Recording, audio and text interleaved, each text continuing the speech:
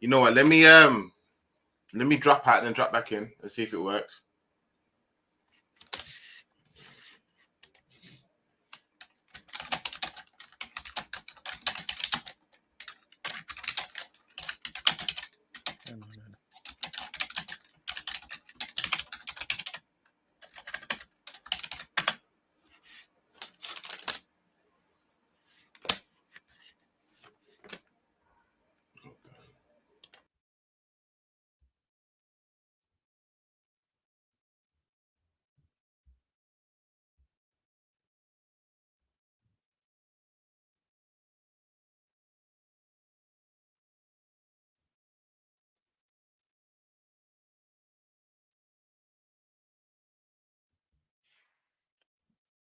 Don't know what's happening. I can't even hear. Can't hear Lens.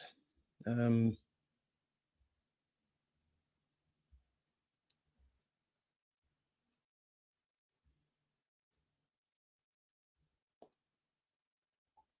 a bit of issue with the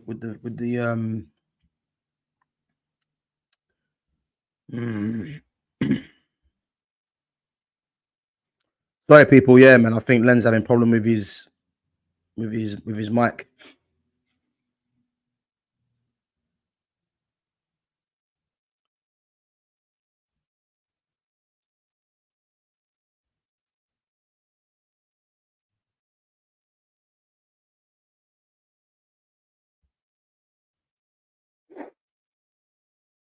So yeah, people, just looking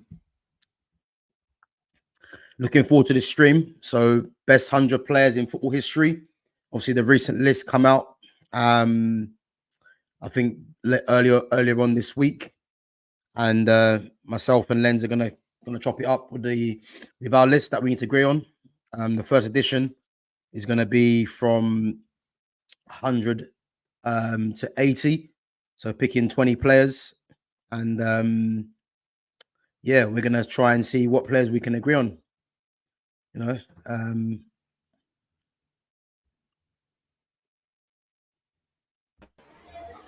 Can you hear me now?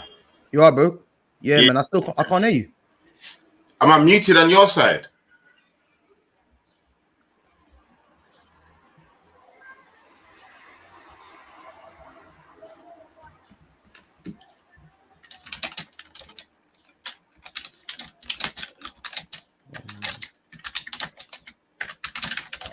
This man.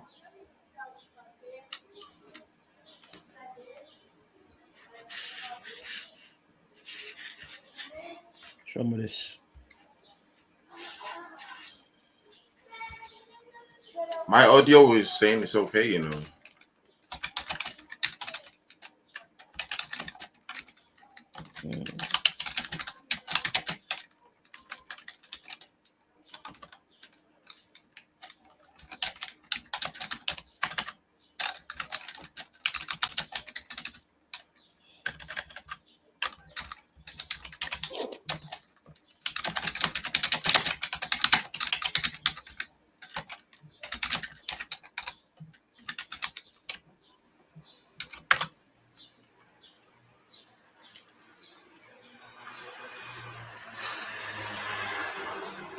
It might be the mute.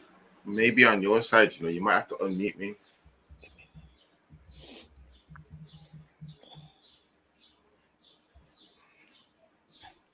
Sign on with this. Let's check the settings. So Yo, I'm sweating hard, man. Whew.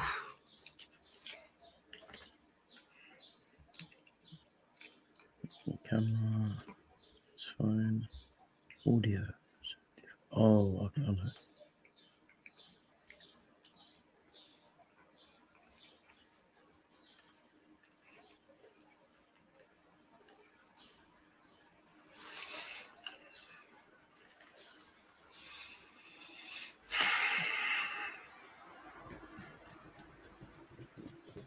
Hello. Yo, bro. Do you know what? My bad. I'm reading on your side, isn't it? No, you know what I've done, yeah? On my on my speaker was set to my microphone. Yeah, what are you saying? You good?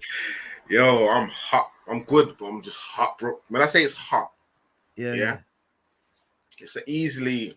If I give you an example, if you don't have AC on, and you're in the coolest room in your house, it'll be about 32 degrees inside. That's mad. That's too much. That's way too much for me, man. I can see you with that towel, man, just struggling. Bro, I'm dripping. You can see the sweat on my t-shirt. I just put this on. Yeah, I can see, man. I can see. Boy, how you been though? You been all right, yeah? Yeah, everything's good. Everything's good. Good, man. Good. Man. Yeah, man. I was just saying, man, I'm looking forward to this stream, man. It's gonna be good, man. So it's the first edition, 100 to down to 80. Obviously, I'm not sure if you've seen the most recent list. You know what? Just before you messaged me, I saw it on X. What do you think? It was like a nostalgic moment when I started going through the list. But then I was like, I don't remember this person, which is normal. Yeah. But I've heard of their name, so I can see where they're on there. Yeah. When I thought about it, and I came and I saw Hazard, and I went, top 100. Really? You know what? Yeah, I'll be honest. Yeah, I don't think that's a. That's wild. I think personally, I think he deserves to be in that 100 because when you actually think about it, like, was there really 100 players better than him, or what I mean? In terms of like ability, you can kind of say that. But then I would cancel with is Matt Letizia on the list? No, he's not actually. No, he's not. He's not. But then again, yeah, there is other people on this list that I'm thinking to myself, no way should they be there. And in actual fact, I've actually got them in my list now that I've done from the 100 to the 80. So yeah, man. I mean, there's a few that I've written down, and a few of them I don't really notice the names of. But then again, there are a few that I think with some of the other players in the other list, they possibly can't be featuring any higher than what we got them on at the moment. So, if we just try kind of agree on the 20 coming in, and then we'll see. We'll see. Obviously, what we kind of agree on. All right. Because I've got someone in this list right now, which might be a bit surprising. But I'm looking at like a lot of the other names in there, and some of the names that I say I don't really recognize, but some of the names that are obviously. I ain't gonna lie, I looked at the list of bias, so when I scanned through the list, I was like, okay, is such and such there? Okay, and then it was like, is my guy there? Get me? Are my greats there? And then I was like, okay. Then I was like, nah, it's a bit sus. And then it went to the hold on, I can't see X, Y, and Z. That's, it's like it's a list that like I don't think would have come up on X now if there was more transfer activity. Yeah, I agree. Sorry, about one minute. Yeah, sorry. No. Some of the names in there, like, to be honest, there's some names in there I can't actually believe they're actually in there. Like, if I'm honest, it was quite surprising, but that's the list. But yeah, man, people, whoever's watching, if you got some comments to drop in, if you disagree with some of the players that we're putting in this list, don't be afraid to drop it in, man, and we can kind of agree to disagree. But yeah, this is our list. So I'm gonna give you a player, from this list there now. Wait. Before we start, what's your criteria for putting someone in the list?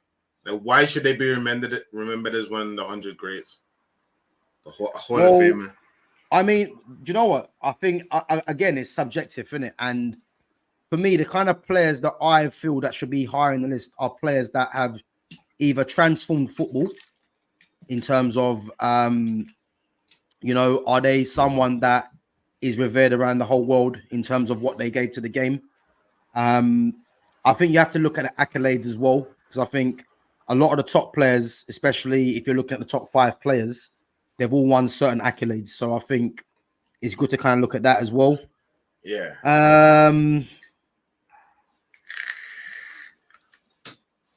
Yeah, I would say the impact that they brought to the game, really, because as I say, you got a lot of defenders in there, you got goalkeepers in there as well.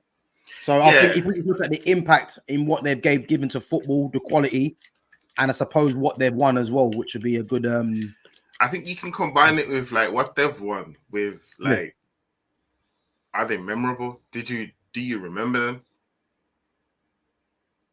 Well, this is the thing. There's a few of them in there that I don't. So that's what I'm saying. Like I would have to go through some old clips, but like I'll give you an example. Yeah.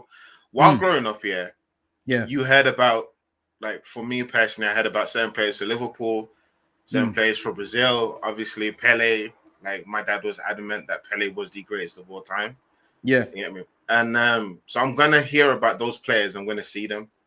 As I get a bit older, I'll learn about like Platini and the rest of them. Like certain other players, I'm gonna learn about, but then others, I'm just not.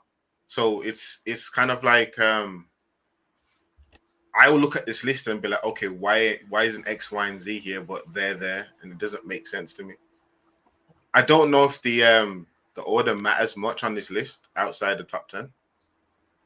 Look, when I look at it, I feel like someone freestyled the rest of the list.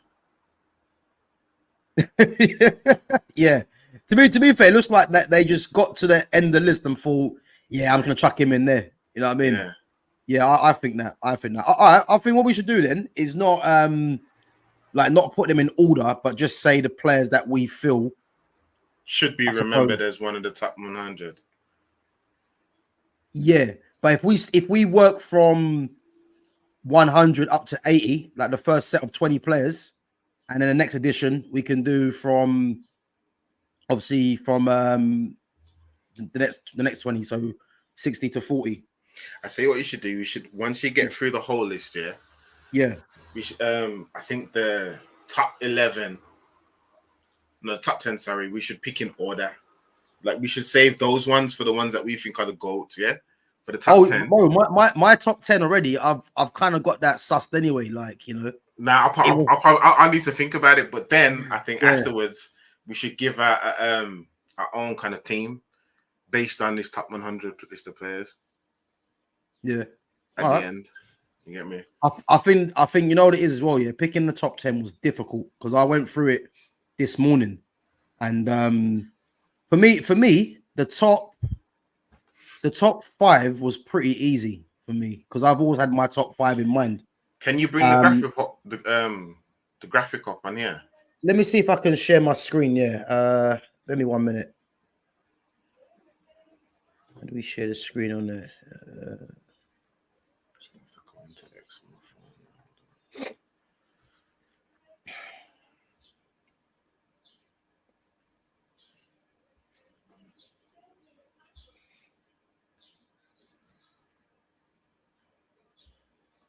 So let me see if I can share this screen. Yeah.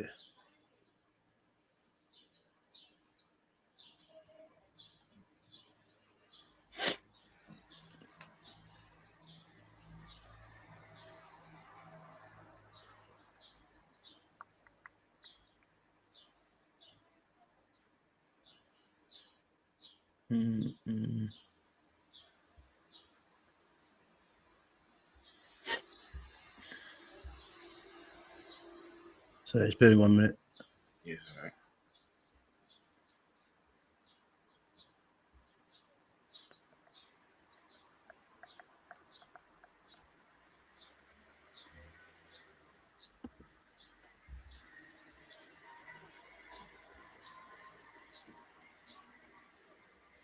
Okay, I'm trying to find the X page.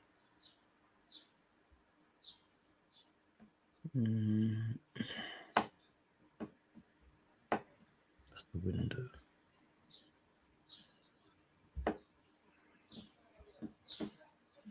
Yeah, can you see it? Yeah, I can see it now.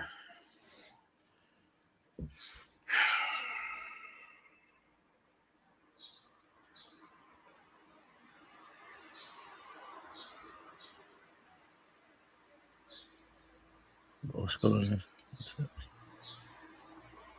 You know, when you was talking about accolades, Yeah, and I was thinking, I know, but like when I think of players like Matt Letizia and one of my all-time favorites, JJ Okocha, I'm like, they're not on this list. But bro, this is what I'm trying to say to you, man. Even someone like a Pablo Aimar, he's not even on this list. But yet, I see Frank Lampard. Oh, you know what I mean? I'm trying to think of a good reason. It's mad. It's mad. I mean, because obviously a lot of the players. Frank Lampard deserves to be on the list. I ain't gonna lie, he does. He's not my favorite, yeah. What, in the top 100? No way, not in the top 100. If it was a top 10, top 20, probably I'd like not be. I'm not put it this way. I'm not that fussed about him making it or not because I don't like Chelsea. Yeah. But in terms of what he did for them in that period of time, yeah, he has to be spoken of in those terms because he was key in what they achieved. So that's why I said you can't really deny Frank Lampard being in there. Yeah, but what about someone like a Yaya Toure? He's not in there. How Yaya Toure is not in there is a joke, and Lampard is. Okay, I would say if you was to ask me who's the better footballer, I'm going to say Yaya Toure, but he was more of a memorable great in the sport. But I'd say what's his name? Frank Lampard. You think Lampard should be in this list then, yeah? Bloody hell. Over Yaya Toure, yeah. Like, but that doesn't. I'm not looking at this list like these are my favorite players. You know what I mean? Like, I'm not looking at it like, okay, they play the style with the, you know, how I want it, blah blah blah. Because I'm looking at the list and I can't see Salah. So I mean, yeah. How many more records do you have to break to make it onto this list? That's what I mean. Like, I'm not Salah's biggest fan, but if you're gonna put, I mean, again, like you've got Mbappe in there, and is that more down to recency bias?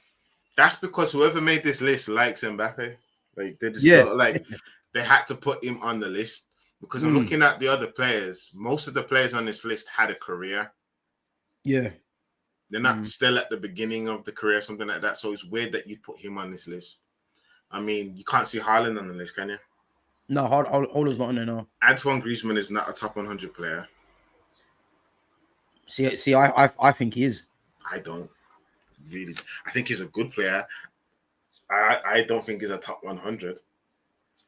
Yeah, but if you look at in terms of what Griezmann's, again, if we look at his quality, what he's won, by right, he has to be in that list. Because if I'm looking at his overall quality, he's got more quality than someone like Frank Lampard.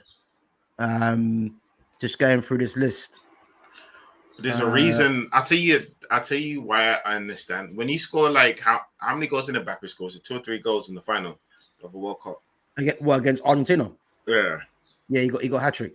When you do something like that, I can understand you getting pushed into this conversation. Yeah. In 30 years' time, like I don't think people will remember Griezmann as much as they do Zico. Do you get what I mean? Yeah, no. I understand because obviously these kind of players they transform. You can say they transform football. You know. Yeah. I think Griezmann's a really good player. Just the way the same way I see Aguero as a really good player. Yeah. And some of them can be argued as being one of the better players in their leagues. But I think in terms of being like a great, I'm going to take into account club football, international football, and for me especially, how much I remember you, or how much I think you'd be remembered. Like with Aguero, I always thought he was an amazing striker. But I don't think everyone would remember him as fondly if he didn't have those goals. Like those season-winning goals for City. See, for me, I have Aguero. So when they talk about the three best players, well, for me, the three best players to play in the Premiership, yeah. I look at Thierry Henry, Luis Suarez, and Eden Hazard, and then you're just leaving out people like Bale, Ronaldo, Well, the Ronaldo Aguero. one's understandable because he really became great at Madrid. He became, He became yeah. more complete. I would I say. think if you had a season or two more in the Premier League, Yeah, you would have seen it. You would have really seen it. But yeah, I'll give you an example. I really, out of every Man City player that I've seen over the past like 10 years, 10, 12 years, my favorite was David Silva. yeah. But again, David Silva's not even in this list. This is what I'm trying to say to you. This list is a bit skewed, man, because there's players in there that I mean, I know a lot of players, but there's some in there that I'm not really familiar with. Not to mention, you're leaving at the likes of David. So and I'll tell you why this doesn't make no sense as well. Yeah, how are you going to leave out David Silva but put in Kevin De Bruyne? It's You see what I mean? popularity. It's more like a popularity contest because I can see a few names on here that are there because they were really big for their country, like George Weah, Bobby Charlton. George Weah was a bad boy, yeah. You get me? Bad So I can see them on there, Bobby Moore. I can see these players on there, but they're on there because of the country that they play for as well. Yeah. Because a lot it's of people, more nostalgia, in it, I suppose. Yeah. Because I don't see Kenny on here. Who's that? I don't see Kenny Dalglish on this list, for example. But who would you replace him with, though? On this list? Yeah. And don't say take your pick. I can honestly say take my pick because in my opinion, Dalglish is a better footballer than Beckham. He was a better footballer than Lam. He was a better footballer than a lot of the players on this list. That geezer was crazy. But then I'll give you an example. You've got Ian Robin on this list, who everyone rates and deserves to be on this list. But then I'm like, okay, if he's on that list and I say, you got Best is on this list, right? George Best on this list, yeah. Yeah, there's a reason why they call him Sir King Kenny, So I'm just saying. Geezer should, for example, and I'm not just saying it because he's a Liverpool legend, because I've mentioned a few other people outside of it. Like, what was his name? Played for Barcelona, Pep didn't like him. Eto. Is he on this list? Oh, Samuel Eto, yeah. So I'm looking at the list and I'm looking for a couple of players. They're not on there. So when I see De Bruyne on there, I think De Bruyne has had a very good career, like latter end of his career. But some of these players are on this list because we remember them for the effect they had on us when we was watching them, because they were superstars. And then some of them are in there because they define the position. Like a Paolo Maldini has to be on this list. For me personally, I know people talk about Beckenbauer. I never watched Beckenbauer. I only heard about him. So for me, Maldini is like the best defender I've ever seen. Yeah. And so he has to be on the list. And if I'm going to put Van Dijk in that stratosphere, I'm going to put him on the list. So you put certain people on it because it makes sense. Zlatan Ibrahimovic deserves to be on the list for his attitude alone. I agree. Do you know what? Yeah, I was looking. He's on there. Yeah, he's actually on there. Yeah, so I'm looking for names like Baggio, Batistuta. Baggio's on there as well. Is he? I can't see him. Yeah, he's on there. He's on there. I think I remember coming across his name. Okay. But for sure, Baggio needs to be on there. But again, as well, yeah. It's if you've got Van Dijk on there, you have to have Rio Ferdinand on there. Let's be honest. Yap Stam. If it was a Premier League one, if it was a Premier League one, I would 100% have Vidic, Stam, and Ferdinand on there. Yeah. Do I think that Ferdinand? Well? Yeah. Do I think that Ferdinand was as good as Van Dijk? in both of them at their peak, I'd select Van Dijk ahead of him. Why is that? Van Dijk was, how can I put it? Van Dijk was the defensive version of the Phenom.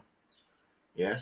And if you know what I talk about when I say Phenom, I mean Come on, listen, you're talking to the wrong guy there, man. Listen. I mean, yeah, so I'm saying. So when the way I saw him defend, it was, people always call him a Rolls Royce. Yeah. But it was like you had so much confidence in his defending. When I was watching it, I was like, I don't really care if you're attacking us. I don't care if it's isolated. I know it's good. But then the more I watched it and I watched his game, so his reading of the game was top notch, or he's top notch. He's always been good on the ball. And he really did. He was good going forward. He was good heading. He was scoring goals. There's so much things he was doing, at his peak. But I turn around and say, I haven't seen another defender perform like him, and who I can say is like him because he was aggressive enough, and smart enough at the same time. You know how back in the day you would had Maldini, Nesta, Cannavaro, and they had different temperaments, and you always used to say you need the more aggressive one, and then you need the one who kind of reads the game, sits back, and whatnot. From watching Van Dijk, he encapsulated all of it. And for me, it's super rare to see that in a defender. The only other defender I've seen that in as much would be Maldini. That's just for me. That's just my, No, you know what? I'm a big fan of Van Dijk. I think Van Dijk at the moment now, though, I think he is slowing down. But in terms of a Rolls Royce defender, like that was Rio Ferdinand. I think that actual tag came from Rio, because Rio was obviously very comfortable on the ball. Obviously, Rio used to be a striker as well, so he was very comfortable on the ball. His reading of the game was top level.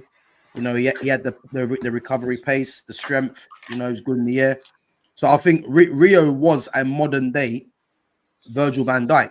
I think the reason I would say Rio over Van Dijk, and like, don't get me wrong, I think Van Dijk's a top defender, but I'm looking at errors. I think Rio Ferdinand played up against harder strikers than what Van Dijk is playing currently in this era of football. Well, bear in mind, Van Dijk has played against Messi and Ronaldo. Yeah, but Messi and Ronaldo are not strikers. I'm talking about actual centre forward strikers. So Rio would have played up against Didier Drogba. He would have played up against, again, R9 guys like Gabriel Batistuta. You know what I mean? Proper seasoned strikers, Robbie Fowler. Mark Viduka.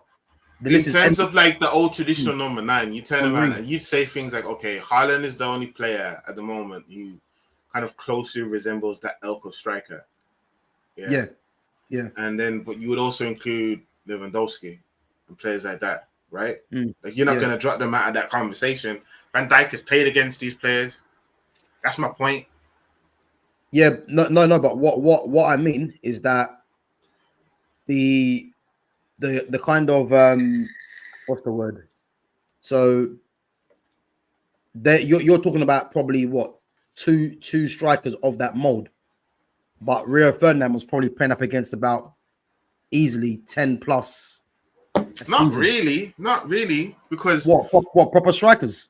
Proper strikers. I'm not gonna turn around and say proper strikers are only those big geezers. Yeah, I'm gonna say proper strikers include the Agueros, the David Villas, the Torreses. There's slight kind of like differences in their styles of play and whatnot. But you have your traditional number 9s. I didn't see other number 9s that were like Drogba. Drogba was a different animal. You get me? Van Nistelrooy was a different animal. Morientes, different. They were all slightly different. Yeah. But they all played the position slightly different. So I'm not gonna turn around and say that it hasn't, because if you played against Cavani, if you played against a lot of these top class, if you played against the Suarez's, do you know what I mean? I'm not gonna turn around and say our generation is miles better than that generation, that kind of thing. That our modern day generation is streaks ahead of it, because I don't think it is or isn't. I think the football has changed. I do think it's even more athletic now. But I wouldn't. I'm not. This is no kind of shade on Rio Ferdinand, because I think he should be in this list as well, 100%. I'm just not going to put him in my all-time above a Van Dijk or a Maldini. Yeah. The thing I'd ask you though, is that do you think, because I think, I say again, Van Dijk is a top defender. Yeah. But I think if Van Dijk was playing in the era when Rio was playing, I don't think we're necessarily talking about Van Dijk the way that we do. I do, you know. Do you know why? I think, you know how we talk about Ashley Cole? Yeah. And Danny Alves and all these kind of players. He'd be exactly like that. The reason what I'm saying about Van Dijk is this. Let's say Van Dijk never played for Liverpool and I was watching him play for insert team, yeah? I would want him in my team so badly. So badly. And this is above all defenders I've watched in the past like 15 years. Be Van Dijk, 100%. And it's like I have that same kind of thought when it comes to keepers. There's a few keepers that I looked and I was like, oh, I wish I had that keeper, you know. I wish I had that keeper. So when it comes to Van Dijk, it's not me being like putting on like a Liverpool bias. So I generally think he's one of the best defenders like we've ever seen in football. One of them. There are a few others, but oh, sorry, Paolo Maldini isn't in this. He is. No. That's why I said he deserves to be there. Yeah, I didn't think he was there, but yeah, he's there. He's there. I'm just glad that Rivaldo's in it. Yeah. So you wanted to start from 100 to 80 and look at this part of the list is hard, you know. It is hard, but I've written some names down. Because personally, I went through the whole list, and even the players that we're not even going to include in the top 20, and I'm going to have a surprise for you as well, because you're probably thinking, obviously, I won't do it now, but there's a player that's quite high up in the list that is not in my top 20. Okay, you know what I mean? So, but I think this even players leaving that from the top 20. It was difficult. So these players that I've put in from 100 to 80, I'm going to start with one player. And again, top player. And I was actually quite surprised he made the list, if I'm honest. And that's Angel Di Maria. He's in the list. Di Maria's in the list, yeah.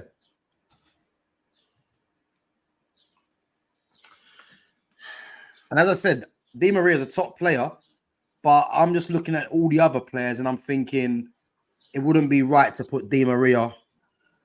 That, like, for me, Di Maria has to go in this bracket. I think Di Maria is a really good player.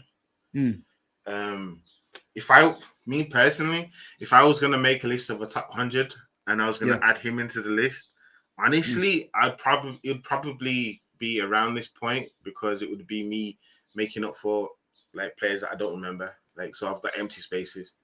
Yeah, like, that's the only way I would have added him in there. But I'm not gonna say it's a crazy shout, because he has had a very good career. Yeah, but he was never. I don't think at any point in time was he a great. If you get what I mean, like, he was always been a very good player. But even no matter what team he's played for, he's never been the best player.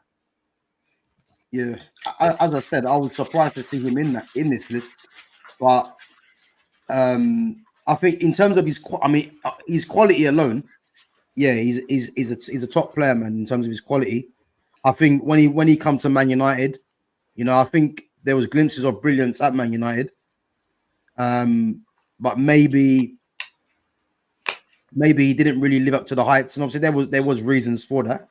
Yeah. But for me, to put him in the top 100, I think it was a bit of surprise, but he's that high as well.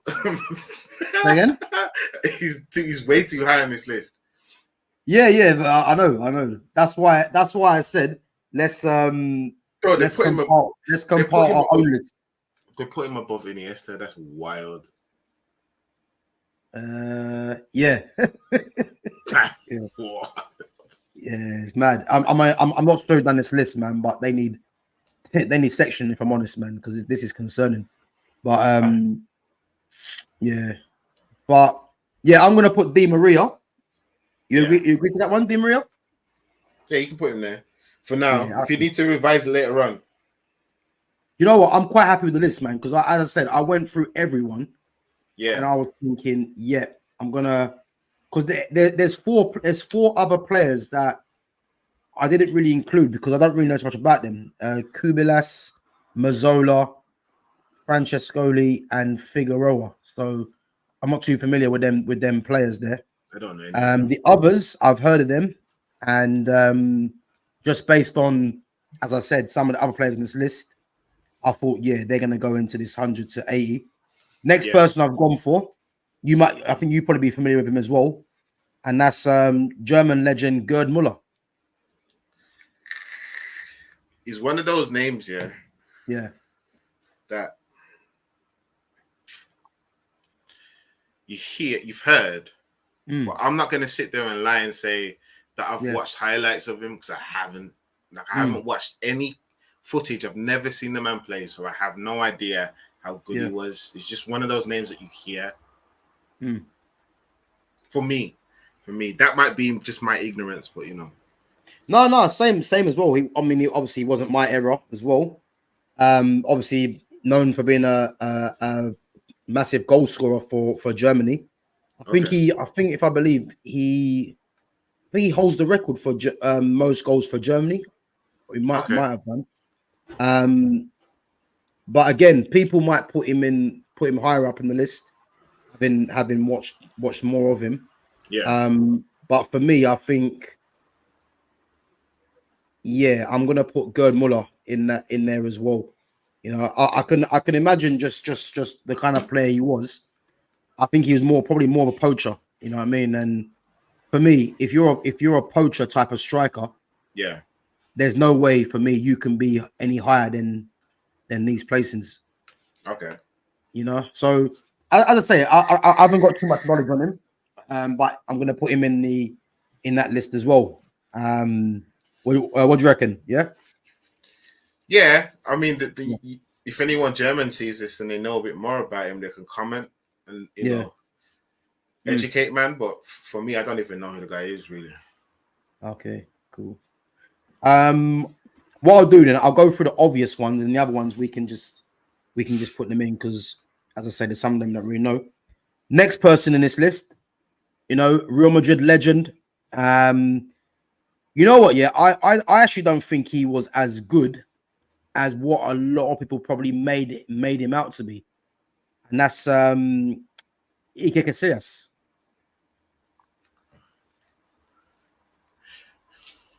I don't think you know what. You know what? I think it was a game at Anfield and we played them. Yeah, and the performance he put on.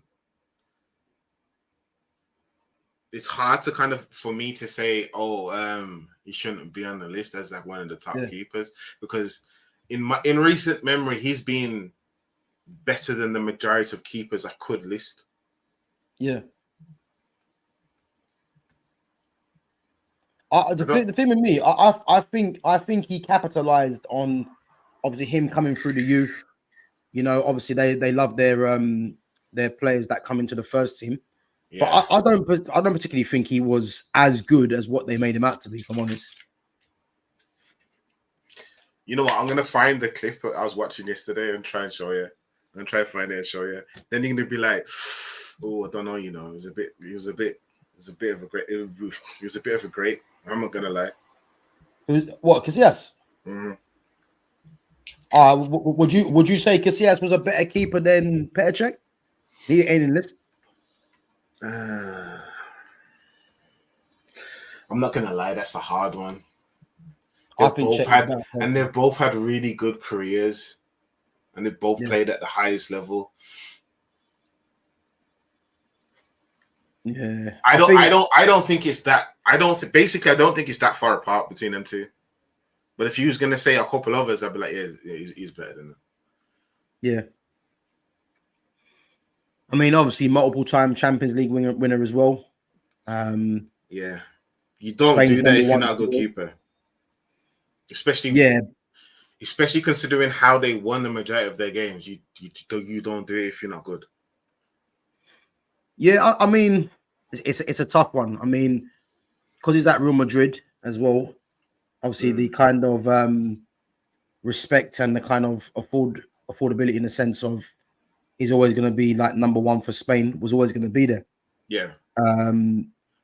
I think when he was in goal, there wasn't really too much competition in that sense. He obviously had keepers like Victor Valdez, Canizares, but Casillas, I think once he came through, he was always the main one, really. But I think out of all the keepers that's there, because I've got another one in there, which is purely I put him in there, I think, because I don't know too much about him. But was he better than Buffon? I don't think so. Who Casillas? Yeah. Nah. Buffon's one of the greats. Like when I say one of the greats, one of the top 10 greats. Keezer was unreal. I agree. And the longevity that he showed for someone in goal as well, which was good. Yeah. But Casillas, man, I'm putting him in there. I'm putting him in there. I'm looking at the list now. And it's like, who do I take out and put and replace him with? I mean, if you put Alisson in there, I'm not going to argue. But Alisson's not even on the list. I know, which is a bit, for me, it's a bit crazy. But for other people, whether it's biased or because they I don't know how they formed the list. So is he saying, okay, he wants World Cup winners, or I don't know, or whatever it is. I don't know what it is, but for me personally, Alisson is one of the best keepers I've ever seen. And I think, especially in terms of all round, if I was gonna say one of the best specialists I've ever seen, I would mention names like Oblak and Schmeichel. So it's again Schmeichel, yeah. I would. Well, let's just deal with this list anyway that we've got in front of us. Yeah, go on. I'm gonna say Casillas in this list. Okay. And then next player, someone that was on my thumbnail actually. So I think he was very underrated. In fact, when he was at Man United, he was, I think, because Van Nistelrooy was there, he was kind of seen as just a bit basically just an extra player, really. Yeah. Never was really given the respect, in my opinion, for someone of his quality that he had. But then when he went away and played for Atletico Madrid, Villarreal, I think where the pressure was less, you kind of saw his quality, and that's Diego Forlan. I think Forlan technically was insane. I mean, left foot, right foot, from distance. Just check it. He's not on this list, right? No, he is, yeah.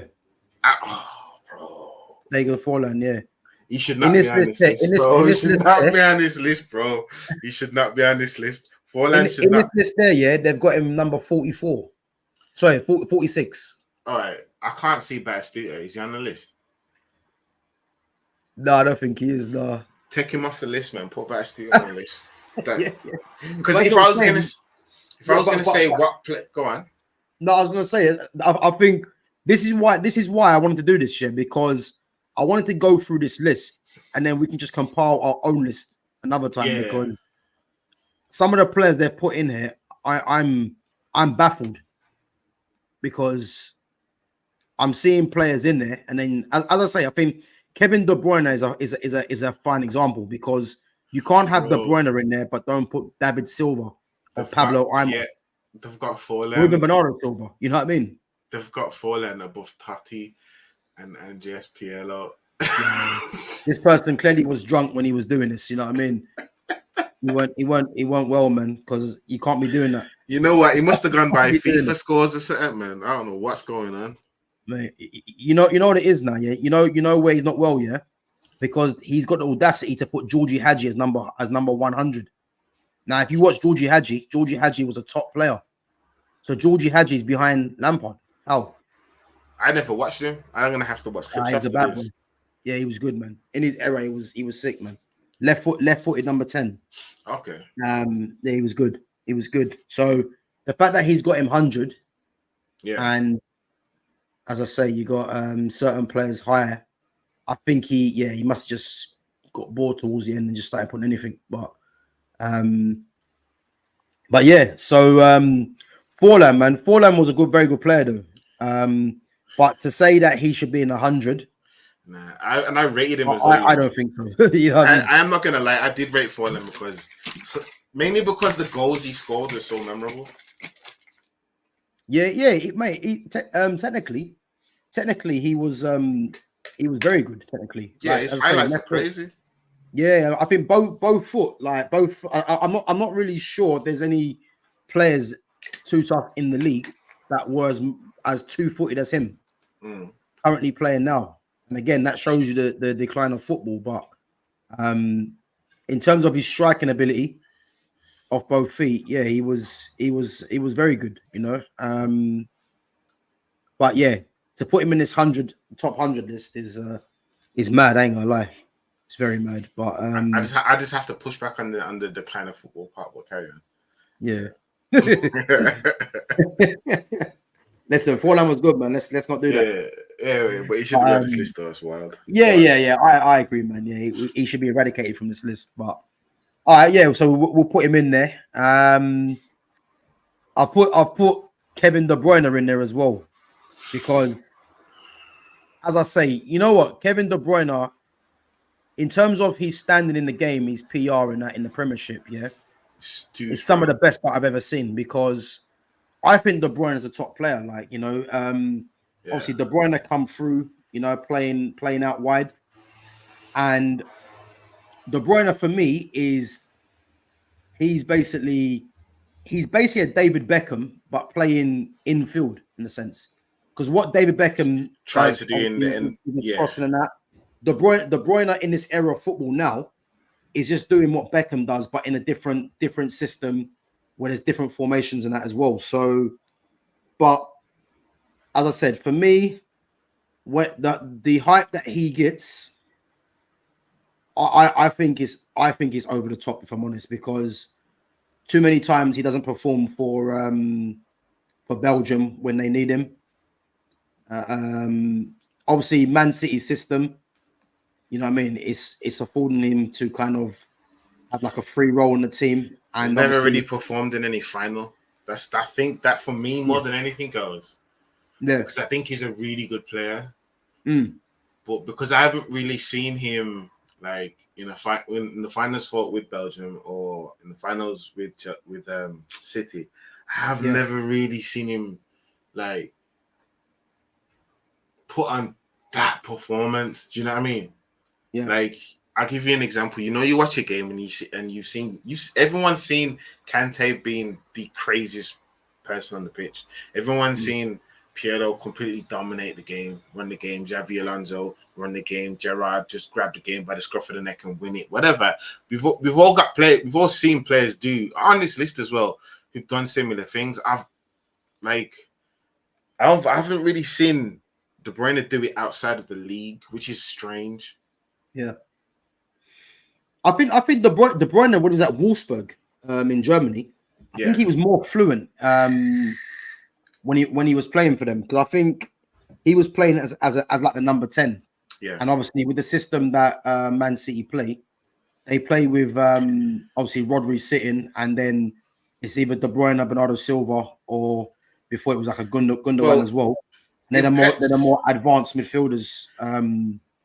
I think people do a bit of a disservice to a lot of players who play in Pep systems, because Pep systems at the same time they're going to make you look a lot better, especially in terms of success. Yeah, they also control other sides of the player, and that may be the more creative or expressive side. To an extent, De Bruyne has been able to have more of a license to express himself. let's show the players. But I still think there's an aspect where Pep's like, no, don't shoot. In this situation, you're supposed to pass it. Do you know what I mean? Like, I remember watching them in the Champions League, and they used to just box. I think when they were playing Madrid, they just boxed them in, and I used to watch them recycle the ball. I'm like, yo, someone take a shot. Someone do something. And that is the other side to Pep's system that I think people don't realize. It's very rigid, even though it looks quite liberal. It's not. It's actually quite rigid. So I think when it comes to De Bruyne, I don't think he had the type of manager where you're going to see him do a bunch of crazy stuff. But in the league in general, I think he has been influential enough to put him high, put him on the list. Yeah. Outside of the league, I don't think he has. Not really. I think his legs are gone now, especially as well. So, but yeah, no, too much of a problem. Yeah, no, I make you right, man. I think outside this Man City system, well, to be fair, I think it's like that with a lot of players. But with him, he isn't the same player. And I think he's coming to the end of obviously the kind of football that he plays in the top European leagues. I think you'll see him next season go to Saudi, if not this season going. Did you see the contract offer? I've not seen it. No, what's happened? I swear it was like $1 million a week and that. Oh really? Yeah. No, but the thing is, I can believe that because obviously De Bruyne is obviously at one of the top clubs now, and it's like he could probably get away with playing a bit part role for Man City this season. So Saudi are going to offer that. And as I say, I do need to caveat one thing when it comes to Belgium. Yeah. As much as I would hold him culpable, I should hold Hazard culpable. I wouldn't, because Hazard turns up for Belgium. When Hazard, you can tell when Hazard was playing for Belgium, he was the go-to guy, and I think he was the main guy. Yeah, definitely 100%. But De Bruyne wasn't the main guy for the majority of that golden generation. He became the main guy when Hazard faded out. Yeah. And so if I'm going to look at that golden generation, knowing that we all believe that they should have really won more, done more. So then that's why I said that I would have to include him in that, because I'll give you an example. Champions League final, 2005. Let's say Gerrard doesn't perform in that final. Yeah. We don't drag it over the line. Doesn't do what he does. That kind of like allure about Steven Gerrard to an extent would be kind of, diminished, rightly so, because he didn't show it when it mattered. And I think the both can be same thing can be said about the both of them, even though I do think Hazard is an extremely talented footballer. I don't think he had the impact on the game he should have had, and I don't think he had the longevity in the game that he should have had. So that's why I'm like, okay, both of them really. You know what though? You just mentioned something there, longevity. But for me, I don't really look at that too tough, because how I look at it is that how good was someone when they, like, if we're looking at a period of like 3 to 5 years in their peak, I'm looking at how good were they? Was anyone next to them? You know what I mean? And the longevity thing, because let's face it, there's players on this list that have had longevity more than others, but there's no way that I'm taking them above certain players. You know what I mean? So I get what you mean. So like, let's say I think it's overrated, longevity, a lot of it. I don't, because it shows consistency, and that's what you need as a footballer. Like, and that's what the team needs. That's what you need as a person. Consistency matters. So I'll give you an example. Let's say someone has 240 goal this season. 240 goal seasons, back to back. We'll rave about this person, but then if the person that never scores past 10 goals again in their career, there's no way we're going to rate them. Which is why I said, to an extent, you need longevity, which comes with consistency. So I kind of have to include it in there. And when I'm looking at this list and all the players that have that, that's why if I'm looking at Hazard, it's one of the ones I'm going, Hazard, but I'll give you an example. I'm not just doing it to him, I'm doing it to Kaka as well. But it's unfair. Yeah. I know how unfair it is to Kaka. Yeah. But again, I mean, I obviously one of the players that's obviously very high up in my list. You could argue and say he never really had longevity. So that's why I think it's not. I think it's overrated because no one's going to tell me. Obviously, I'm not going to spoil it, but no one's going to tell me that this player is not one of the best, and he never had longevity. That's what I will tell you in comparison to a lot of the others. But I would, I'd say so. Yeah, but you think about it. If I'm going to say, you got to find out who it is though, because I'll still say, if I tell you who it is, then you probably say, you know what, fair enough. Nah, I'm not going to do that because you know why? I just said that about Kaka. Yeah, but Kaka wasn't on this guy's level though. So, okay. Do you remember Kaka when he first came out? Is that AC Milan? Of course, yeah. Do you remember the conversations about Kaka? What do you mean? So he was a guy came through. Yeah, he's a young guy, and he's performing on the same level as the greatest players that we have on this list. Yeah. That was the level he was on at such a young age, and then the injury due to like health reasons, yeah, and whatnot. That's what really took him out of the game. So he was the kind of person that like should have had this crazy trajectory, never had it because of his body breaking down. Yeah. So then that's why I'm saying he could have been one of the top 10 players on this list, yeah. But he was never able to fulfill that. It's just like that young geezer back in the day who could kick ball better than most people, but never made it. So that's why I said I would still argue with them being on this list if they don't have some form of consistent performances over a good few seasons. Yeah. Because we would do that. We do that when we judge players today. We say, can you call him world class after one season? No. Can you call him class after world season? Just after 2 seasons, probably. Sorry. But like, okay, maybe if he does it 3 seasons, you're like, yo, this geezer's world class. So we kind of hold off until we give them certain, ratings in general. So I can't do that and then look at this list and then go, okay, Hazard lives up to that and Kaka lives up to that because, like, unfortunately, neither of them do. Yeah, I mean, I say it's a fair point. But yeah, no, as I said, I think I do agree with the whole consistency stuff side of it. Yeah, because you got to be consistent. Let's get it right. But it depends how long this longevity thing we're talking about. Because as I say, if it's over a period of like 3 years, that's enough for me. Because I've seen players that have just toy up within 3 years, and there's not many players that have touched that level. So that's how I kind of base it. But yeah, going back to De Bruyne, do you think De Bruyne should be any higher on this list? Because this person is he's standing on this list at the moment. Where is he?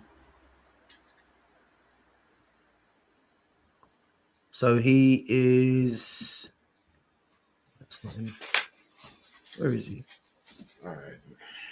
De Bruyne. Yeah, so he's number 54. So he's number 54. You know what? If we were just going by the league performances, I'd say yes.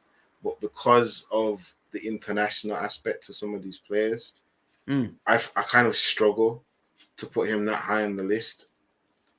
I know people were beginning to compare him to Henry's legacy and so forth. And no way. And for the Premier League, forgot the guy's name, Hamza. Funny City fan. He was like he's dining at the same table as Henry now. Yeah. Who? De Bruyne? Yeah. Nah, Henry was saying different, man. Let's not do that. So because of like for them especially, I understand it. Do you know what I mean? He's been an amazing player for them, and he deserves the kind of like Premier League accolades and whatnot, or kind of praise that we give him, the hype. But for me, especially because of how I started watching football, which was international football, that's how I started watching football. So I'm gonna say because of the importance I placed on international football, I can't have him that high compared to some of these names. And no, I agree. So we'll put him in that bracket then, yeah. Yeah. Cool. All right. We're gonna move on to Ryan Giggs. Mr. Ryan Giggs. Oh gosh, Mr. Longevity. Boy. I mean, obviously he's misdemeanors that we all know about, you know. Yeah, but that's neither here nor there. I'm talking. This is just but obviously we're not including that in. But yeah, his misdemeanors do need to be taken into account for me. What was that Romanian player who got done for cocaine? Oh, Adrian Mutu. Yeah, he was sick. He was. So misdemeanors to me don't matter. I'm just talking about the football. Sorry, one minute. Yeah, go on, Karen. Yeah, for me, it's just the football because with certain players, like I understand that they're just human. So you're gonna get people with certain types of indiscretions. Someone's banging someone's missus, whatever. Stuff happens. They're human. Do you know what I mean? But I'm not talking about the human side of them. I'm talking about what they do on the pitch. I know there's still humans on the pitch, obviously there, but I mean, like I'm talking about one aspect of that person, which is them playing football and what they've done. So for me, Ryan Giggs, for me, he's a Premier League great. Yeah. In terms of ability and international stuff, I wouldn't have him on this list. Me personally, even though I think, even though I can turn around and say he's a Premier League great, I don't really think I could put him on this list. Yeah, no, I agree. I think if it's just Premier League, then yeah, it's kind of a no-brainer. But I think to put him in this list it's like as I said before, you're leaving out so many bad boys. You know what I mean?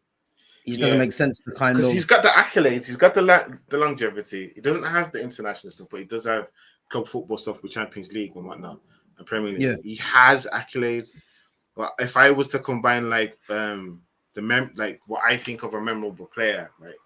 One, you've got to it's going to include the eye test, but it's also going to include what you've done, and it's just hard for me to say he should be on this list.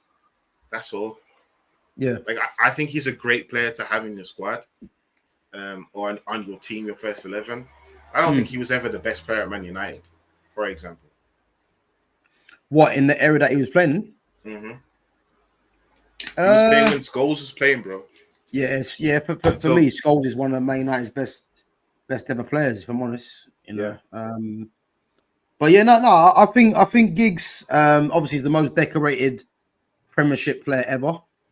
I think what was testament to Giggs is that obviously Giggs come through as a winger, and I think his football intelligence allowed him to kind of play as a central midfielder.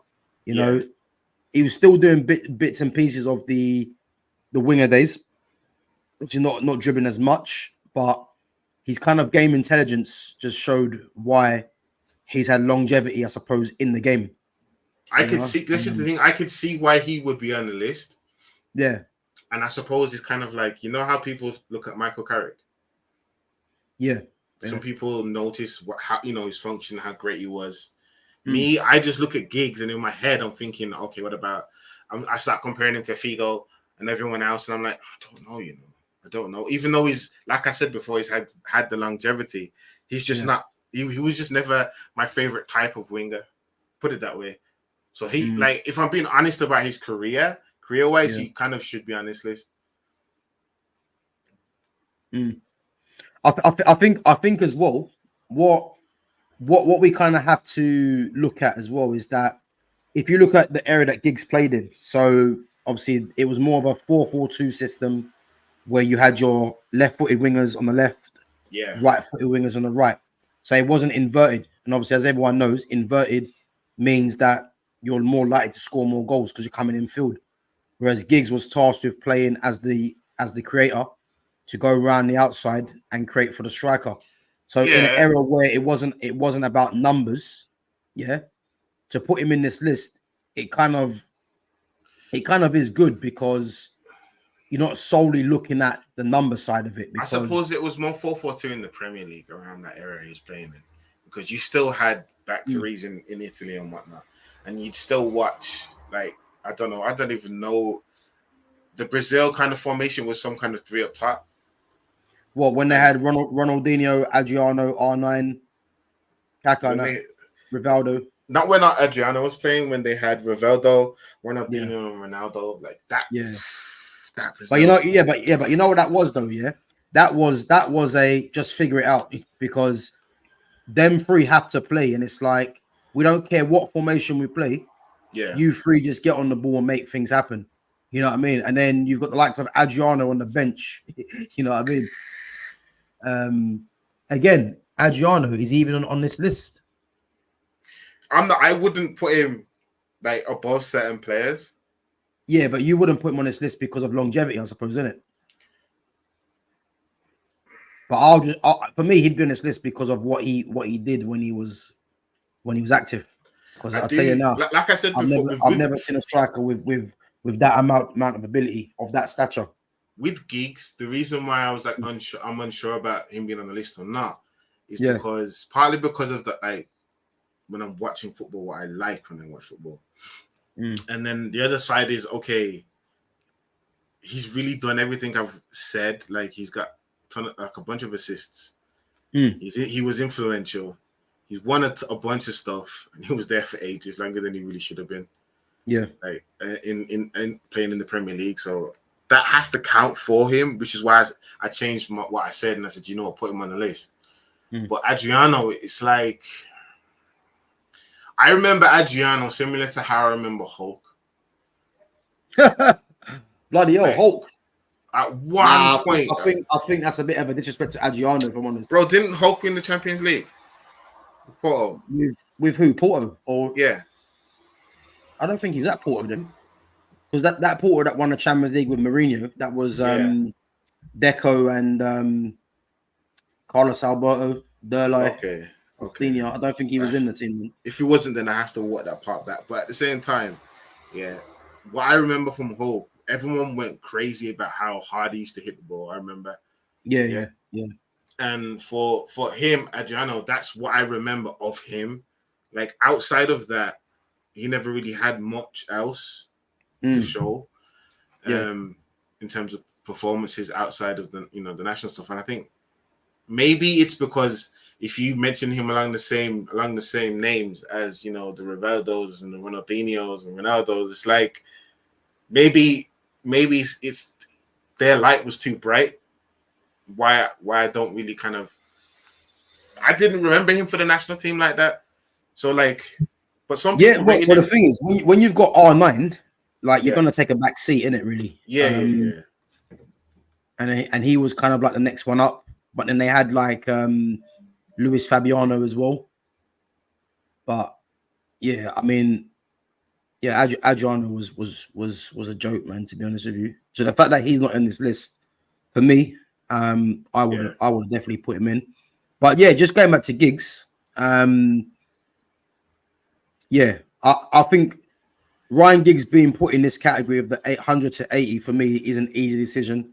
And I say, anyone that gets put in this list, it's not even a disrespect. It's just that there's, just going by this list, there's so many bad boys in this list.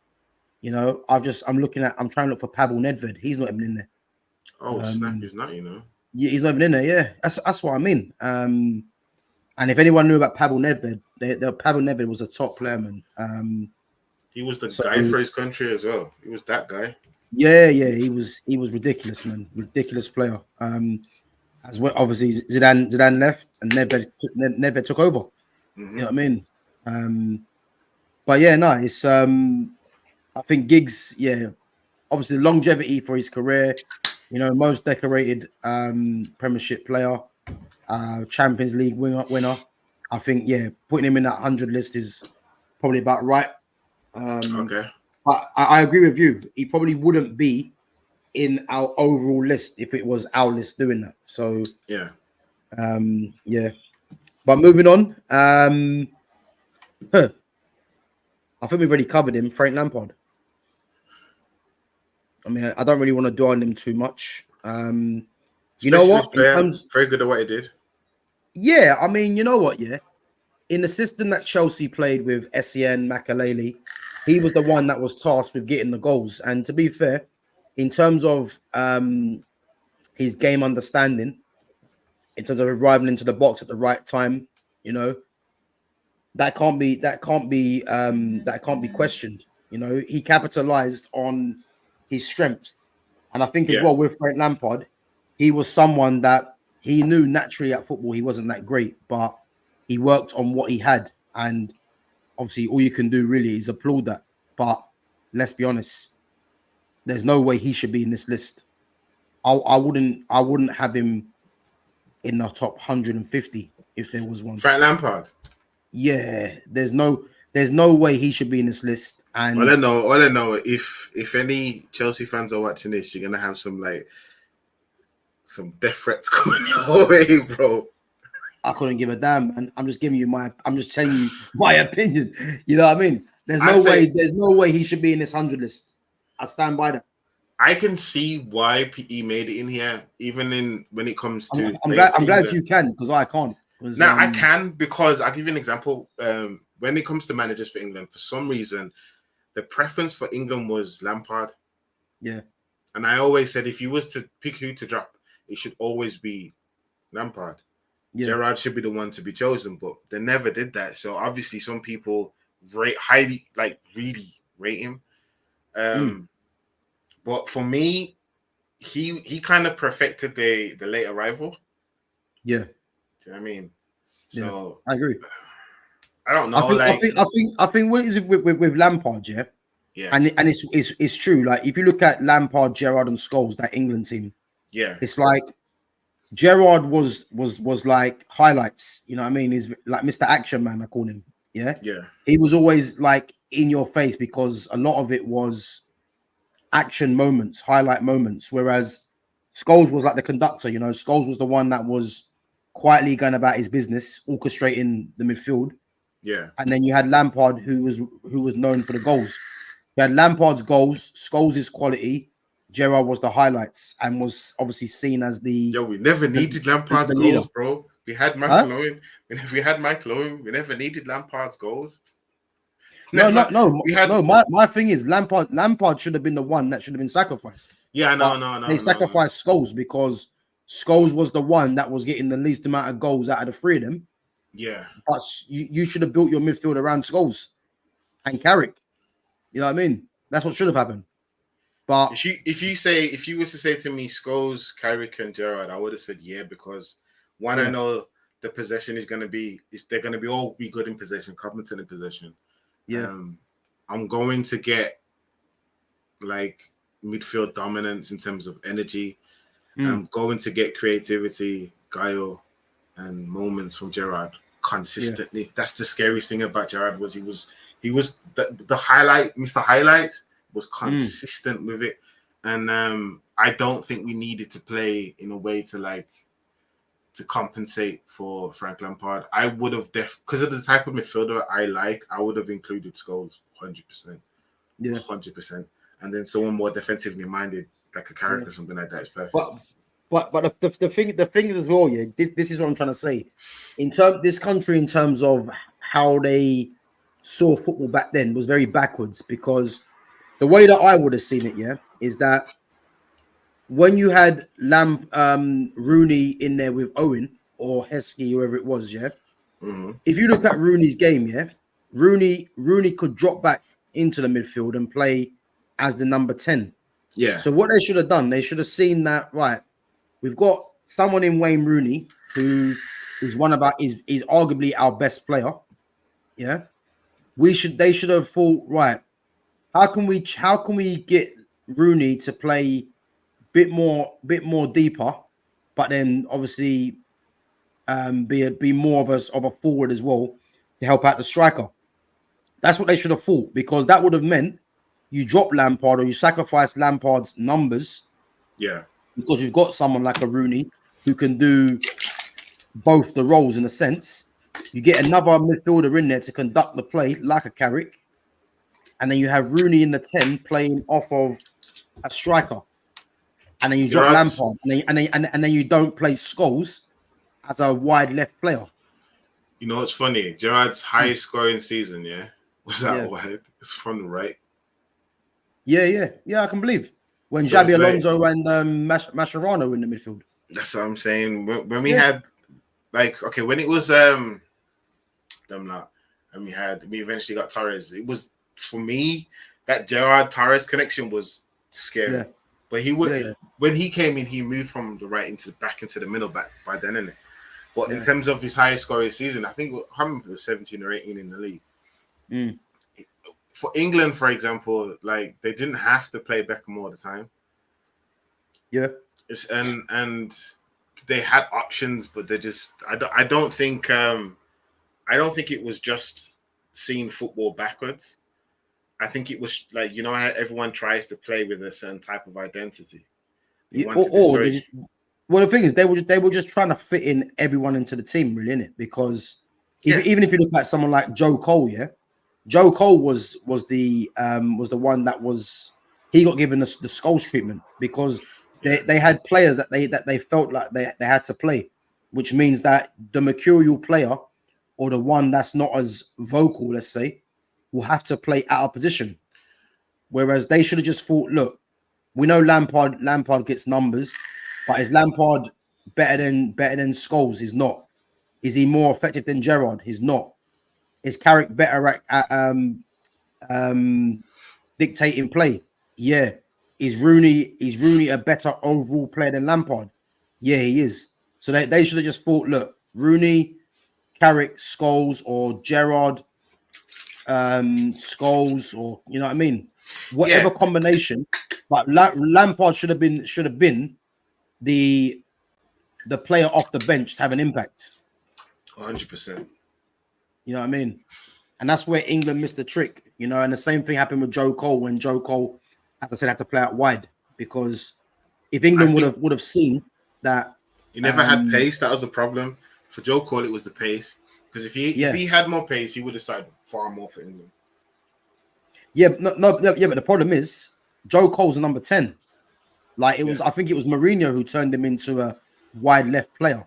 But Joe Cole was a number 10 that, for England, he played wide left, because again, they felt they had to get in Gerrard, Lampard.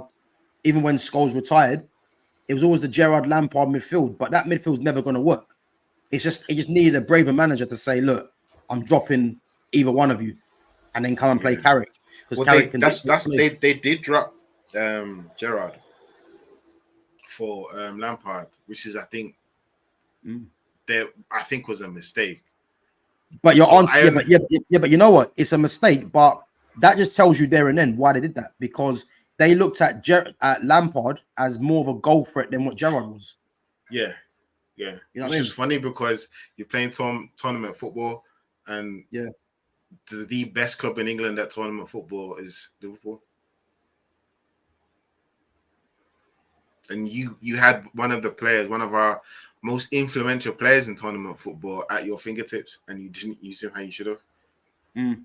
So it's something that is common with a lot of national teams, but especially England, because we can all look at the England squad and be like, you're not using the player properly. What are you doing? And it's something that's happened, well, since I can remember, since I started watching football. It's always been a thing. The closest I've ever seen to a more fluid England was when 96, them times. So yeah, it's kind of I understand why you wouldn't want to put him in this list. It's just hard for me to not put him in the list because of what he did for Chelsea. If it was for an England thing, I'd like 100% kick him out. I don't know, man. He's not. He's not in. He's not in mine, man. You can take him out. I I'm know. not going to argue. I'm not going to argue with that one. You can take him out. Yeah. What the thing is, I know people. A lot of Chelsea fans will be upset, but come on, man. If you're true to yourself, you can't be putting Lampard in the top 100. Like every like, do you know how bad it is? Yeah. If you're excluding obviously keepers and stuff like that, yeah, every outfield player here, you'd probably say, because again, it's subjective, because people are gonna say, look at the goals he's got and stuff like that. Yeah. But if we're talking from a pure quality aspect, yeah, he's not hiding anyone on this list. No. I've never watched Frank Lampard play and gone, wow. Yeah. Do you know what I mean? So, like I said, if it wasn't for the team he played for, the area he played in, and the success they got, I don't think he'd be as memorable. Like if he played for another team that was successful, I don't think he'd be. He would have ever been the go-to guy, but he just was for Chelsea. Yeah, I agree. He had a good career, but nah, I'm not gonna. Yeah, I think that's what it is. He had a good career, but when we start putting him into these kind of conversations about 100, I think we need to allow that, because I don't see how he's made that. What's the next name though? Before different. So I had to put this guy on there because again, his career's still going on, and he symbolizes the decline in football today, and that's Kylian Mbappe.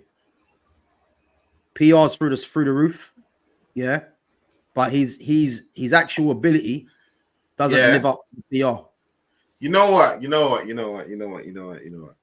Am I wrong though? Am I wrong? Yeah, you are. I'm wrong. Kylian Mbappe is. I don't think he should be on the list because I think he needs a career. I think you need a career to be on this list. He hasn't really, gone up. Yeah, I don't think he has. He's still playing now behind him. I know. What's his name? What was his name? De Bruyne. Yeah. He's still playing now. He's on the list, but that's fair enough. He's had enough of a career where I can judge it. When it comes to Mbappe, I don't know where to put him on the list because I haven't seen him for long enough. And for someone he's 86 on this list. That's what I'm saying. Like I expect by the end of his career for him to be in the top 20. Yeah, at least.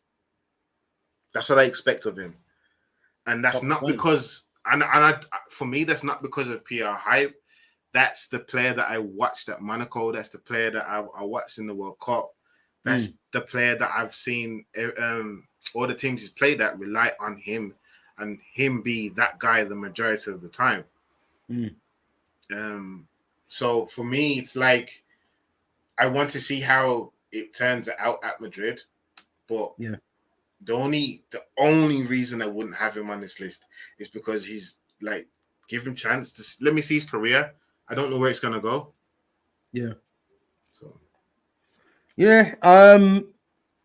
It's, to be honest with you, it's again, to put him on this list is weird for me. It's not the reason I'd say he symbolizes this era of football is because, as you probably heard me say before,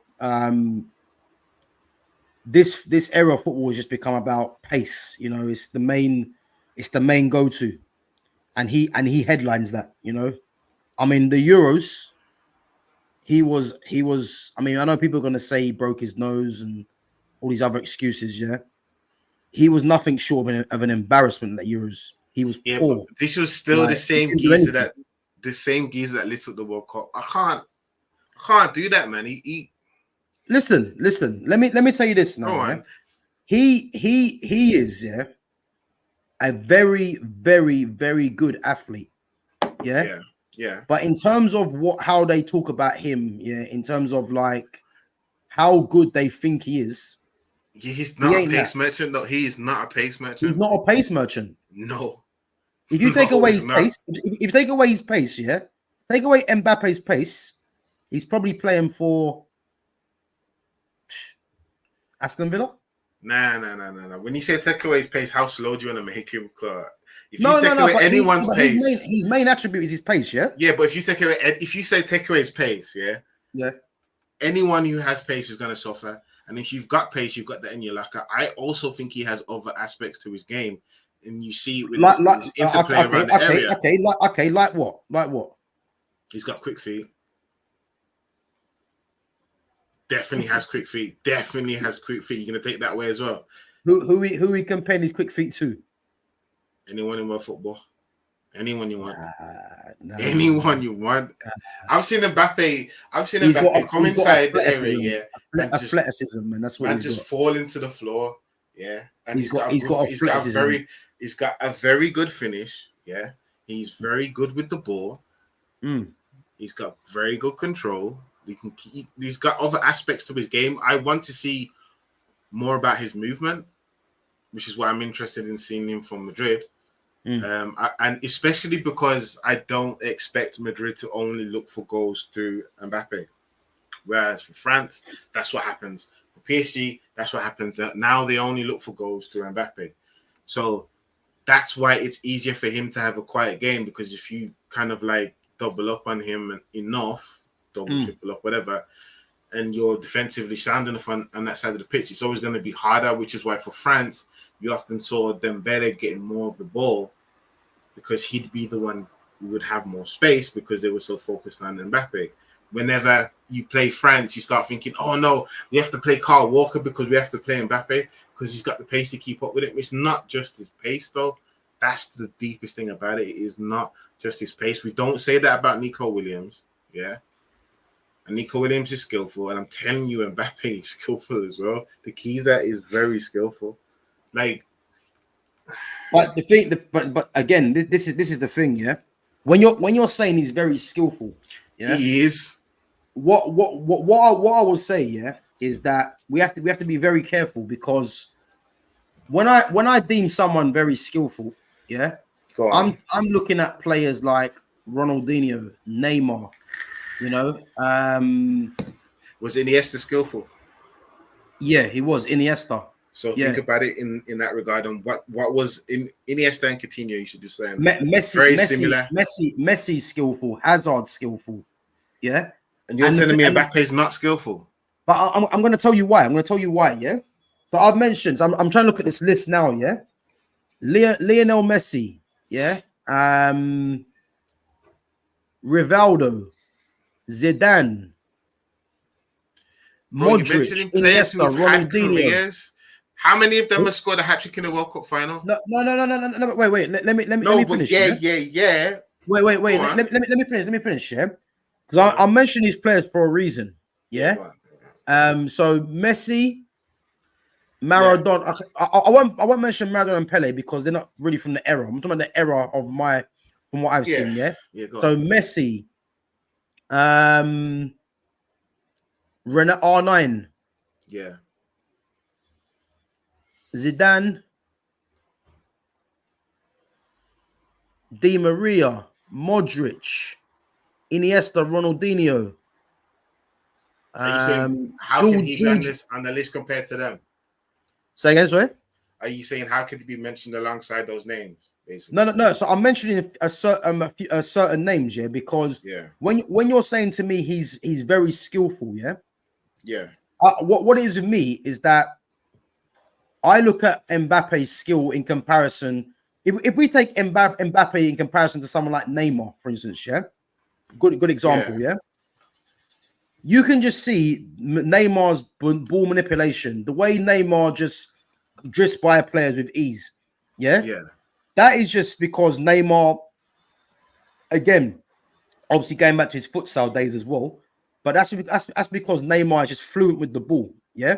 If you watch what Mbappe does, yeah, Mbappe throws a step over him, yeah, then uses his acceleration, yeah. That is to me, that's not skill. So hold on. That's part of this. Okay, a part of this step over, yeah. But you said to me he's very skillful, yeah. So I need to know what skills are you seeing? Remember, I said he's got very quick feet, yeah. So when the reason why you heard me mention Iniesta is because Iniesta's not. He hasn't got the most pace, but he was quick enough over a short distance to knock the ball to the side and just go past you. Yeah, glide past you. Yeah. To me, that's skillful manipulation of the ball, but it's not the same type as a Ronaldinho. It's a very different type.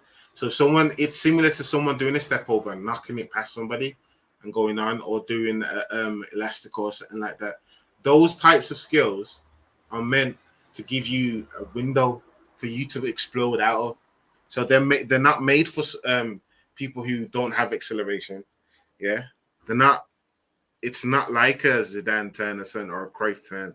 It's a different skill, which complements certain body types, attributes, things like that. And one of the things that you would have seen when watching R9 is you see how fast he was, how explosive he was, and you saw how quick his feet were. Yeah, he probably did more tricks with the ball than Mbappe does. But I'm not going to turn around and say that Mbappe, I can't say that he's not skillful. He is skillful. He's just not that type of player. Yeah, I agree. But this is what I mean, yeah. So he's not, I'll give you an example. He's not a Berbatov. Yeah, but this is the level that I'm trying to look it at, because when you're saying to me he's skillful, I'm comparing him to players that are just naturally skillful. What I see a lot of Mbappe, he doesn't really have the ball close to his feet at all times, yeah, and his go-to is the quick step over, then uses acceleration. So that's what I'm saying. Like a drop of the shoulder, basically. It's basically a drop of the shoulder. Yeah. If you was to, but the difference is though, yeah, all them other players that I mentioned to you before, yeah, none of them have Mbappe pace, yeah. But the difference is they don't need to throw in a step over to unbalance the defender. Do you know what I mean? To get past the defender. Mbappe does that because he knows his go-to is his pace. So if he throws like a little step over him, that's wrong. That's wrong. All of them. He does. Which player out the ones you mentioned don't have didn't use step overs? Didn't use a step over to unbalance the defender. Which one? No. But that's just one. That's just one aspect of it. And then one of the. I'll give you an example. Messi's like one of the people's favorite highlights of Messi. I can't remember who it was. Maybe it was against Real Betis or someone. He's on the right, and it's a mixture of pace and quick feet. He runs past 90% of the defense, yeah, and then executes an excellent finish, yeah. And when you watch that, it's quick feet. You know, it's quick feet. He's just running, and it is explosive pace. He's unsettling defenders by either just kind of bouncing the ball from one foot to another, or basically shifting his weight. So you can shift your weight or do a step over. It depends on the situation, and it will depend on how fast you are moving in that in that moment of time. So if I'm looking at a step over is a variation of a shimmy. Yeah. Messi does it and uses the pace once he has the window. So I can include him in that. I can 100% include R9 in that. I can 100% include Neymar in that.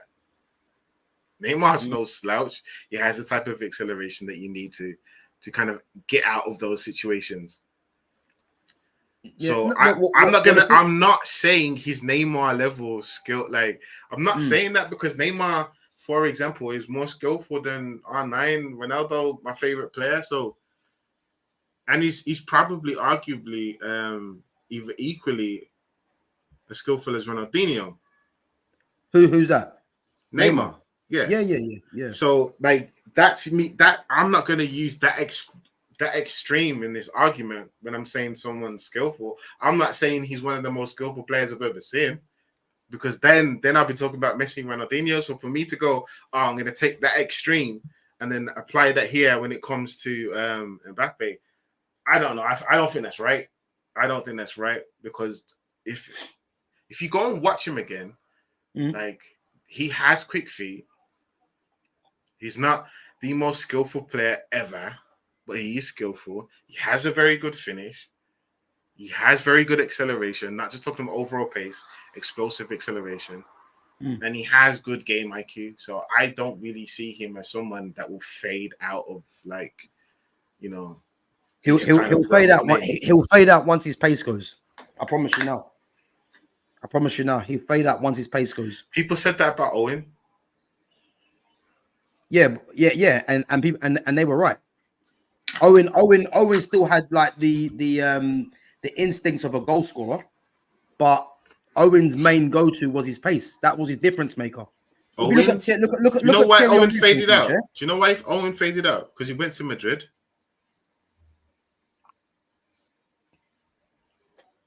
Because if you watched Michael Owen here, you're gonna remember like the FA Cup 2 goals against Arsenal. You're gonna remember moments like that. But if you watched Owen enough, the majority of his goals, it will come from inside the box. He was the type of player who was probably not, I wouldn't say as good, but he was in the realm of approaching what Robbie Fowler was for us, what Raul was for Madrid. For me, he wasn't better than Robbie Fowler. I know he wasn't better than Robbie Fowler. There's a reason why they call him God. But when it comes to finishing in the box, the geezer was lethal, and he had a variety of finishes, and he was and quick thinking. So his movement, he's on his toes. He was a really good finisher. The only footballing book I've ever brought, as a young man, was Michael Owen's book on finishing. And I was a young kid. I saw it. Because let me get that because for me, he's one of the best I've seen do it. Yeah. So, and someone like him can change his game. I believe that Mbappe could definitely change his game, but I'll give you an example. If you had an aged Mbappe in the counter-attacking team, you're going to see him fade off way too much. The same way you saw Ronaldo fade way too much. It wouldn't work. Put it that way. So I think it depends on the type of team he's in.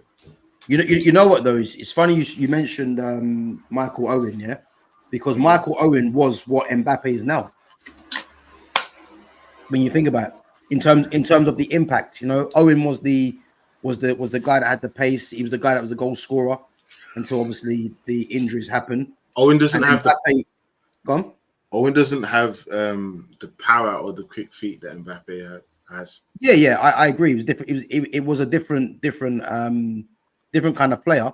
But then you could say obviously Owen has the more goal scoring instincts than what Mbappe does. But yeah, in terms of Mbappe, as I said, he like the makeup of his game. Yeah, he has quick feet. That's obviously due to his athleticism as well. You know what I mean?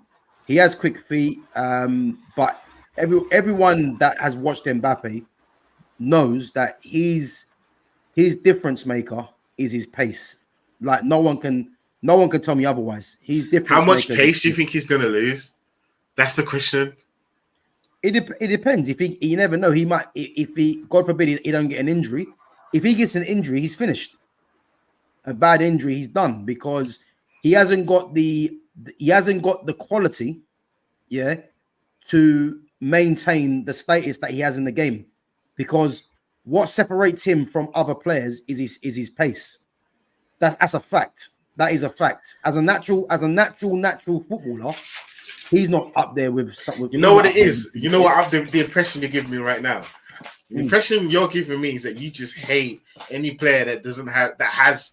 That's not true. That's the impression that you're giving me. Any player with mad PR, you feel like you have to kind of like counter everything. Len, do you know what it is now? Yeah, Len, do you know what it is now? Yeah, because I've got friends that might think the same way. Yeah, what it is, I have nothing against players that have mad PR or that have mad pace. I've been watching football for since I was born, 30 plus years. And I know what I look for in players. And a lot of the players now that are being pushed in this era of football, I can't get with because it's like I've seen too many good football players for me to be rating these guys that are just that in their era will just be normal players or they wouldn't survive. That's how I look at it. I think you're overhyping that era, What era is that then?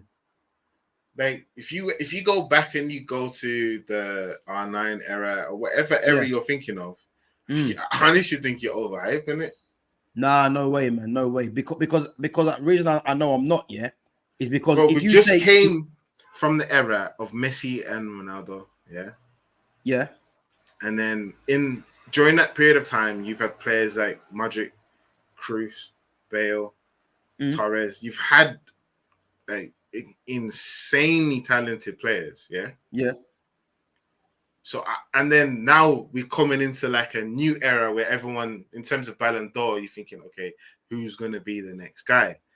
Now, and that's a problem because how bad it is, we've got Vinicius Junior, who for me, rightly so, should win the Ballon d'Or, But if you compare Vinicius Junior to his compatriot Neymar, he's nowhere near Neymar, and that's my point.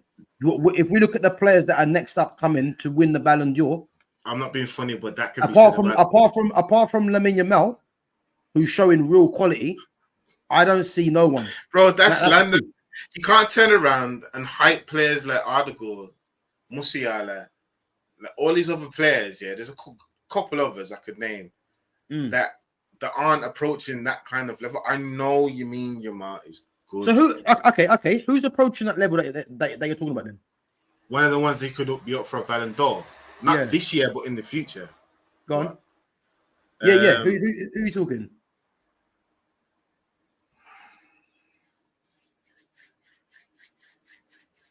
It's the fact you're rubbing your hands. All the names, no. There's a couple I'm thinking now because if I'm talking about very young players, it's hard for me because I don't know exactly what they're gonna do. Because there's a good few players right now that I'll turn around and say, you know what? After next season, let me see where they're at because these could be the next. Who are we talking players. About? Who are we talking about? So I want to see Musiala another season. I want to see players. I want to see players like Manu, Bajcetic. I want to see what that age group do. Stefan Bajcetic. What? I want to see what these guys are doing going forward. Listen, you can giggle as much as you want.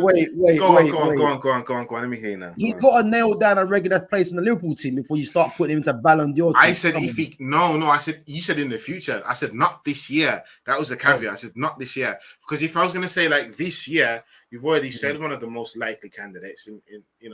So then if I'm going to think about going forward. About like a crop of players that are coming up and players that will be seen as the main ones. I think it will depend on. It's going to depend on the hype because people are always looking for the big two, which is why in the past, recent past, it was Haaland, Mbappe. So I think once as a kind of like footballing community, worldwide community, we get away from looking for the big two and just start looking at players. You're gonna see there's a bunch of very talented players out there. But the thing is, right now, though, would you say that there isn't an outstanding player that should win Ballon d'Or? Because this is the point I'm trying to get to. There isn't an outstanding player. But for me, Vinicius Junior it should win Ballon d'Or because he was the most decisive player for me in terms of overall in the Champions League for Real Madrid. Obviously in the league as well for Real Madrid. So that's why for me he's outstanding. But it just shows you where football's at now because if I'm comparing Vinicius Junior in this era of football compared to Neymar of the past or Ronaldinho, who are his compatriots, he is nowhere near that level. And that is my point. Why football's declined. Because you're defining football by the decline of the Brazilian national team. That's unfair. No. I'm not doing that, even though that's true. But I'm comparing football now to what used to be available. Like we used to, if you're looking at past the Messi and Ronaldo era, there used to be players like, as I say, Ronaldinho, Zidane. But then how can I put this? I can't give an argument against that because of your member berries. Like, I don't know if you've seen South Park. It's like when people get lost in the nostalgia, yeah? So you've got a whole career to look at and gone, there's no way these guys can compare to Zidane. And I said to you before, it's possible for a player to surpass Zidane, even though I think Zidane's one of the greatest, yeah? So, but I still think it's possible. So you just have to, some players you have to give it time. Some players you're going to see when they're 22. Others you're only going to see when 27, 28. Okay. Why do you think it'd be, so you think it'd be possible for a player to surpass Zidane? I don't think it will be, and I'll tell you why. Yeah, go on, tell me why. I'll tell you why. Yeah, football back when the likes of Ronaldinho, Zidane, R9, all these players, it was more about the individual. Yeah, football's a system game now, so the individual is getting moved out of the game. You're seeing more system-based players now, so it's impossible. Quick question: is Mbappe a system player? The answer is no. No. Yeah, it probably is. Yeah. No, it's not. Mbappe's not a system player. What you think? You can't get Mbappe and say he's a system player when literally the players. I'll tell you why. Yeah, I'll tell you why. Because and again, this would go back to his go-to because of his pace. Yeah. The reason for me is a system player because the whole system for France is set to get the best out of him, and again, he didn't produce. An individual player, yeah, like your Eden Hazards, your Cole Palmers, yeah. These kind of players, Ronaldinho's, the Messis, these kind of guys take the game by the scruff of the neck and win their teams. Mbappe's whole team for France was slander Mbappe for the Euros. Fair enough, yeah. Fair. I can step back and say fair enough. Outside of the most recent Euros, you can't say that. I lie. I know I can. You can say that, but you'd be wrong. Why? Why is that? You don't score 3 goals in the World Cup and tell me that a player is not grabbing the game by the scruff of the neck. That player is not, heavily relied on by their national team, and that their national team and club play for him. How often is he doing that, though? How often is he doing it? Yeah, he's only human, Like no. Bro, it's like I'll give you an example. How often is he doing? Bro, imagine how he felt in that World Cup final. Yeah. Imagine. Remember, he's already won the World Cup. He's already won, and he was influential in that team. So now he's coming and playing the World Cup final. Yeah, he's there. Bang, he scored a hat trick, and they still lost. Listen, no one's taken away, even though there were 2 penalties as well. Yeah, but no one's taken away his goals that he scored in the final. My point to you is, this era of football now is that bad. Yeah, we're looking at someone like him to be the poster boy of this era. Yeah, which is a disgrace to the players of the past. That is all I'm saying. Vinicius Jr. right now, rightfully so, should win the Ballon d'Or. But that just tells you where football's at because he's nowhere near Ronaldinho. He's nowhere near Neymar. And then the other players in the list that we're talking about. That's unfair. It's not unfair. It's the truth. Yes, it is. People don't want to hear it. It's the truth. Yes, it is. Because if the 2 names you just mentioned, no, specifically Ronaldinho.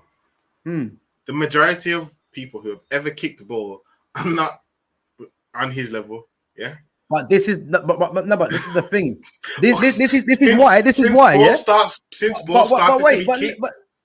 Len, this is why. Yeah, when you're telling me that Mbappe is skillful, this is why I have to think skillful. Who are we comparing him to? Because this is the level that I'm used to watching. Is Mo Salah skillful? Musiala. Mo Salah. What do you deem skillful? What do you deem skillful? Do I need to go pull up the goals against Wolves? No. Do I need to pull up the goal against Man City and Tottenham?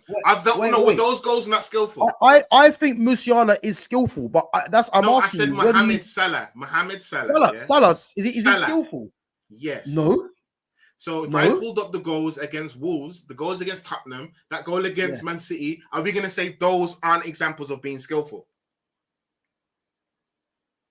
But players can have moments. Like, is he consistently skillful? No.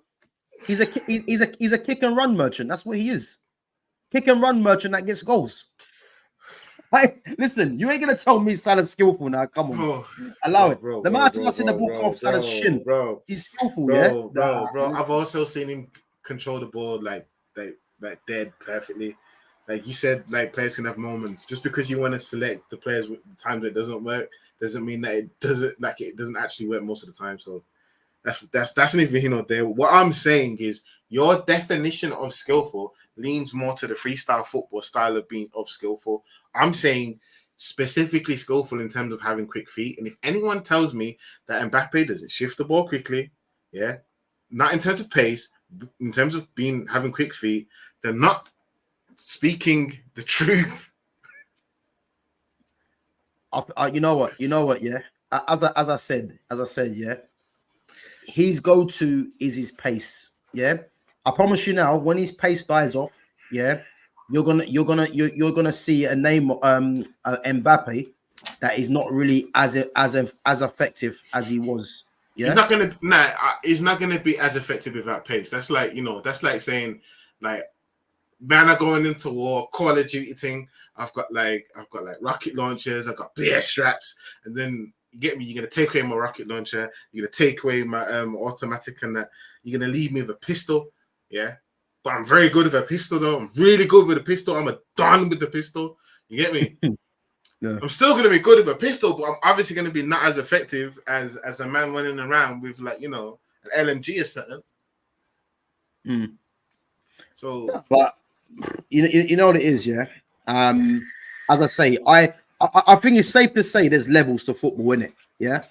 And I'm just purely saying, you've said to me he's skillful, yeah.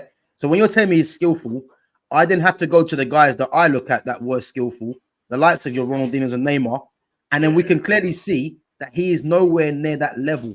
So there's levels to football. There's just like there's levels in the current Ballon d'Or standing at the moment, because I kind of think I don't want to go back to it. Yeah, I don't want to go back to it. Yeah, but I'm going to have to. Yeah, but the very fact that Jude Bellingham is second on the Ballon d'Or table, we should all be very concerned. That's what I will say. We should be concerned, because I have never seen in my existence of living, watching football my whole life, that a player like that can be second on a Ballon d'Or. If you want to say second best player to play for England, even though it's nonsense, but I'll be like, you know what? Okay, whatever. Ballon d'Or, world football. He's the second best player in the world at the moment. Bro, I'm glad you're not into politics, because if you ever had that nuclear red button, they won't let me in there, man. You had to push it. I'll be talking too much truth, man. Trust me. You'd be aiming at random countries that had nothing to do with the topic. Listen, they won't know what to do with me, man. I'll be too real for them. You know what I mean? This whole supposed to be in Russia and you start aiming at Argentina. Listen. Oh gosh. Man. Okay, look. Put it this way. I'll stick with what No, I'm just saying, man. Like, we should be concerned. That's what I'm saying, man. We should be very concerned. Okay. When it comes to football, some people say us being systems. It's always been that. It's always been that. People always talk about the Italian style of play, wing backs, and the three at the back, and so forth and so forth. The English style 4-4-2. The styles, tactics, and systems evolve over time. The players that got pushed to the forefront complement that 9 times out of 10. Now, the players that you'll see who complement today's systems are players that are very good in possession, are players that have good balance, usually players that have a good amount of pace and stamina, and athleticism, discipline, and you're going to get people, depending on the system, who are specialized to do certain things, which has always been the case. That's not new. It wasn't new in the 90s and it weren't new in the 80s. It's always been like that. Always. So I can't turn around and say, oh, there's a drop-off, but just because someone hasn't had the career that Zidane had, when they're 22 or something like that. They're not even 23 yet. So when Zidane was that age, I wasn't judging Zidane compared to what Zidane is now, like the history that we know about him. That would be crazy. So that's why I can't really tell him I said it's like a mad dropout when we have a handful of extremely talented players, and the rest of the players are actually really good. Really good. Yeah, but the thing is, I'm not saying for players to be like Zidane or nothing like that. Yeah, I'm just because when you said there's going to be players that are going to be they could be a player better than Zidane. Yeah. I mean anything can happen, but what the likelihood of that happening is not, because the players that are the how football is now. Football is not about the individual no more. It's about the system. Surely, like this is just obvious. You know what I mean? But so if you're getting players about the system, yeah, you're not going to produce an individual maverick, because that individual maverick is not going to be allowed to shine. Look at João Felix, for argument's sake. Yeah, look how good João Felix is. He can't even get himself a starting place in the national team or at a club. Because if you look at he's not performing to the required level, it's not because of the system. It's not because of him. It's because he's not performing. I disagree. I disagree. Yeah, you know where he went wrong. You know where he went wrong before you got that. But going to Atletico Madrid. Exactly. Yeah. I agree. He went and played for a negative manager. Yeah, but the thing with João Felix, someone of his ability, yeah, it needs a team or a manager to just say, look, you're going to be my guy, my number 10 that we're going to replay that we're going to play through, just like it used to be like back in the day. Yeah, but these teams ain't doing it no more. And this is my point. Yeah, these teams are playing with 3 in midfield. They're not playing with a number 10, because it's all about the system. It's all about having runners in midfield. Okay. So number 10s have players that number 10s have faded out. I'll agree with that. Yeah. Number 10s, 20. So you would agree with me then, yeah? If number 10s are faded out, yeah, how are we going to get someone that is going to be better than someone like Zidane? Remember, like, to an extent, they're fading out the game because David Silva used to play for Man City. He is a number 10. That wasn't too long ago. Slot, for example, he plays. Okay, but would you say Zidane's better than Zidane? Would you say David Silva's better than Zidane? I'm not saying that. That's my point. Do I think that David Silva should be on this list? Yes. Of course, I agree. Do I think Zidane should be higher on this list? Yeah. But then, like, do I think that it's possible for a player to match his standard or more? Yeah. It's not. I'm not saying. I don't think. I'm saying, put it this way: if you go through all the players that are under 24 at the moment and you judge them according to Zidane's career, you're being unfair. Like, no, we don't know. We don't honestly right now. We don't know which players are going to have stellar seasons over the next 2 years. We don't know which ones are going to actually break that mold at the moment, because a lot of those players are young, and the era that's just passed is the Messi, Ronaldo era. Haaland and Mbappe are still very young. Haaland and Mbappe are never gonna get to that level. This is my point. No, I'm not saying that they should. I'm not saying that Haaland should be in this mix. Yeah, he never will be in the mix. I don't know. Actually, I don't know if he becomes slightly more cultured, or just literally keep scoring. People are gonna force his name on there. So this is the thing now, yeah. Go on. This is where we're getting it confused now, yeah. The reason I'm telling you Haaland will never be there, yeah, is because again, if we look at the past winners of the Ballon d'Or, yeah, Ballon d'Or is meant to be for the best player, yeah. All the best players that win it, yeah, I would say bar Ronaldo, yeah, Cristiano Ronaldo, yeah. All the best players to win it are technicians. Yeah? Ronaldo, yeah? That's not true. That's factually untrue. Wait. Sorry. Let me finish now, yeah? If we're talking about attacking players, the majority of the winners are technicians. That's a okay. fact. If you say majority, I'm like, okay, yeah. Because I know you're gonna try and say Cannavaro or something like that, or Matthias Sammer. Yeah. Yeah, you can keep going with. You can put Yeah. Owen in that as So well. the majority of the winners, attacking players, are technicians. That's a fact. Yeah. Because it's meant to be the best player, and the best player is more or less the best footballer. But what's happened now, especially with Ronaldo coming into it, yeah, it's more turned to numbers. And the reason is, look at someone like Zidane. Zidane averaged 5 goals a season. Yeah. In this era of football, he'll get criticized. If we look at Ronaldo and Messi, Messi is by far the best Kind football of like player. Jude, innit? Yeah. Messi's by far the best football player. Kind of like But Jude. the reason Like Ronaldo Jude, was. innit? Who's that? You did the same thing with Jude. Just saying. No, I'm just no, saying. but I'm gonna get to it now. I'm gonna get to it now. Yeah. So we look at Messi and Ronaldo, who have dominated it. Yeah. Messi was by far the best player in the world, but what Messi had as a bonus was his numbers. Yeah. So the numbers just propelled him even further, but he was still the best player anyway. Why are we talking like Ronaldo wasn't techie? Like, why are we doing that? No, I'm not saying that. I'm not. No, but I'm not saying that. Yeah, Ronaldo. If you're comparing Ronaldo, his technical level to Messi, it's embarrassing. Messi was above so we can't do that. Yeah, Ronaldo kept relevant with Messi because in what aspect though? So he kept relevant with Messi because it became about PR. It became about numbers. Yeah. Ronaldo's stature in the game, kept him relevant with Messi, not because of him having the same football ability. It's because Ronaldo was at Real Madrid, who's arguably one of the biggest clubs in the world. He was getting numbers, and Real Madrid obviously were winning as well. Yeah, so that's why Ronaldo kept relevant. We look at football right now.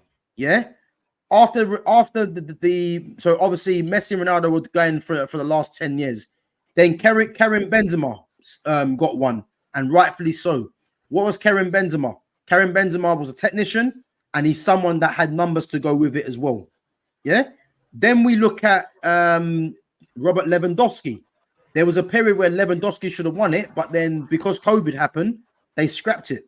But Lewandowski, again, what is he? A technician, had numbers to back it. Yeah.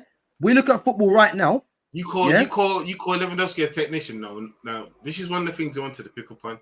When you say technician, do you mean it's technically good with the ball, right? We can all agree. It's technically good with the ball, yeah. Okay. Yeah.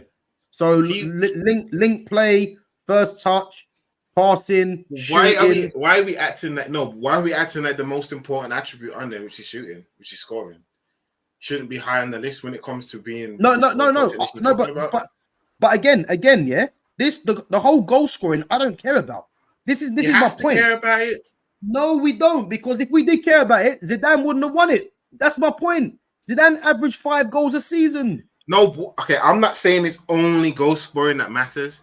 Now, this is the same way you remember when you talked about Jude Bellingham at Dortmund, yeah, and he was averaging how many goals a season? You used that same stat to disparage him. All right? No, I didn't, because yes, the thing is, wait. You said let me explain my point. Let me explain my point now. Yeah, go ahead. I explain it. Yeah, when I'm mentioning Jude Bellingham, Jude Bellingham is only in the conversations because of numbers. This is the issue. He's not in there because of his footballing ability, because he ain't got much. I said about Jude Bellingham, that he wasn't signed for his numbers, and you say he hasn't got much.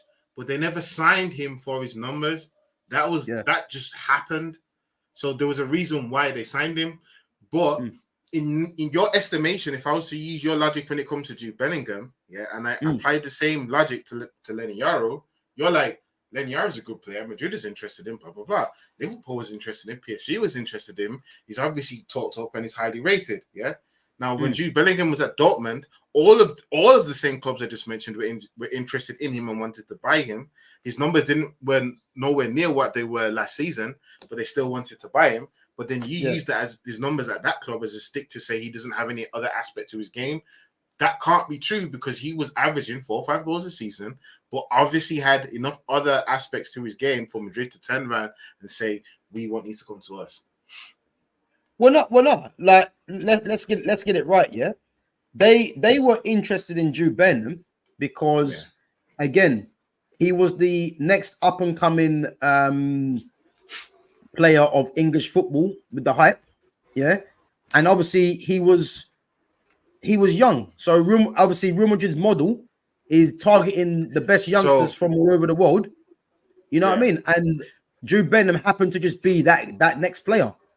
So if Jude Bellingham was like 24, 25, they wouldn't have signed Jude Bellingham. Do you think Liverpool only wanted Jude Bellingham because of the name and because he was England's next big thing? No, they wanted Jude Bellingham because they're trying to recreate him like Gerrard. That's obvious. So if we looked at our players, we're trying to recreate him like Gerrard, yeah. The estimation we have to have had of that player would have had to be sky high, right? The what? Sorry. For us, for Liverpool, for what we think about Gerrard, all the different aspects that we believe he had to his game, and we say, okay, we think he could be that kind of next guy for us. We wanted him to add him into our midfield. That means that we must rate him extremely highly, Well, and that was when he wasn't scoring this amount of goals. Yeah, but the difference is, what I would say, the way Liverpool play would suit Bellingham, high energy. And that's the kind of player he is. Yeah, but okay, put it this way. If I go back for the Jurgen Klopp era, it was more frantic at the beginning. The very first season and a half. After that, everything completely changed. It became far more organized. We held on to possession far more, to the extent that we were the only team that does it against City. Yeah. And we translated that into Europe as well. We dominated the majority of matches we played in midfield, and in general, we just dominated the game, dominated possession for most games, for the vast majority of games against the biggest clubs in the world, against the clubs that you would have expected to have had more control and more technically gifted players in the center of the park.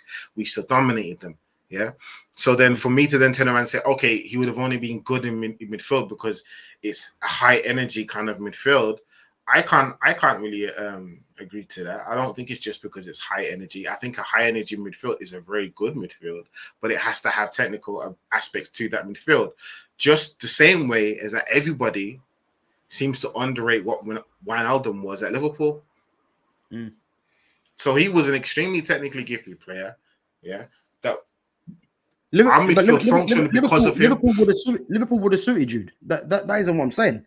He should have gone to Liverpool. I think he should have as well. Yeah. But what I'm saying is, I don't think we would have going by the midfield we had. I don't think we would have wanted him in our midfield unless he was technically good at other aspects of the game apart from goal scoring. Especially since at that period of time we never looked for goals from our midfield. They were just a happy kind of extra thing. It's only since we signed McAllister and Szoboszlai, we were like, hold on, we can get more goals in midfield. You guys shoot more. So that was more of a new thing. So in terms of Jude having other aspects to his game, had to have had other aspects. Otherwise, teams like Liverpool and Madrid would have never tried to sign him. Especially looking at the profile of players we want. Real Madrid signed him, because of his PR. Yeah, he was young, he was English. He obviously they like the whole. This country loved the fact that he's. Would you say the same thing about Lenny Yaro? Well, no, they've signed Euro because, again, Euro's rated as the best 18-year-old defender in world football. But my thing is, if Real Madrid really wanted Euro, they probably would have paid a bit more, but they could afford to let him.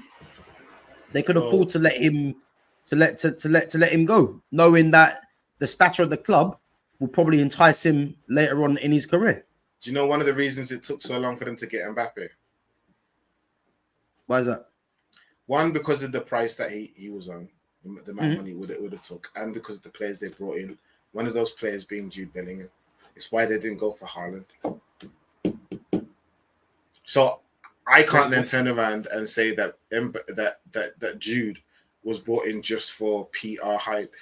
Like, I don't know why we're on this topic right now, but the idea that Jude Bellingham went to Real Madrid because of PR hype is disrespectful. It's disrespectful to the scouting department Let's at shut this Madrid. Jude Bellingham thing. Let's shut this down. Disrespected these.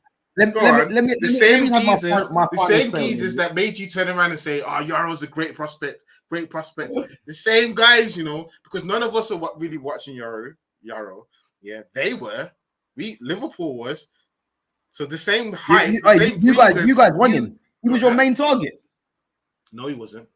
He was, man. He wasn't. No, he wasn't. One of your No, main he wasn't. targets, man. No, he wasn't. No, he wasn't. You said you're going to leave him to Real Madrid, and because he said his Lenny heart was Yaro. set on No, Real we Madrid. were monitoring the situation because when we approach situation, Liverpool are the kind of people that okay, you're gonna come. Now I want to go. I prefer this one. I'm not really on it. That's why we walked away, and because of the valuation that was going up, it was the same. That's the same reason why Madrid walked away. So then when we looked at the player, we was like, okay, we're going to monitor the situation. If there's an opportunity, we'll go for him. He was an opportunity player. There was no way that Lenny Yaro was coming to Liverpool to start in our defense, which is one of the things he wanted, and we were like, nah. So then to turn around and say that we weren't looking at it as an opportunity and we were looking at it as a main target, that's not true. That's factually incorrect. Madrid weren't looking at him as a main target. They were looking at him as a prospect. You guys treated him like a main target. That's very different. So we treated Bellingham as a main target. Madrid treated Bellingham as a main target. But now it's just because of PR hype. Come on, man. Like, do we have good scout? Do Madrid and Liverpool have very good scouting departments? Let me just close off this Bellingham thing, yeah? Because we've had our say too much on this. My thing with Bellingham, yeah? Yeah. The Euro showed me a lot. It showed me that he isn't the guy which I knew that many people and this country wanted him to be, unfortunately. Yeah. Okay. Secondly, for if there's any justice in football, he cannot win a Ballon d'Or. I hope he does win a Ballon d'Or. He's never going to win a Ballon d'Or. He's never going to win a Ballon d'Or. Did you hear what I said? Did you hear what I said? Did you even hear what I said? Did you even hear what I said? This is why. This is how I know it's bias in your head. It's not bias. Yes, it is, because I said I hope that eventually he wins a Ballon d'Or and deserves to win it. That's what I said. And he goes, "No, he's never going to win one." Come on, is that even reasonable? Come on. No. All right. Let me change it. Let me change it. Yeah. You can hope he wins a Ballon d'Or. His best chance is to win one right now. How? I don't know. Yeah. I can tell you this honestly now. Yeah. He will never win a Ballon d'Or.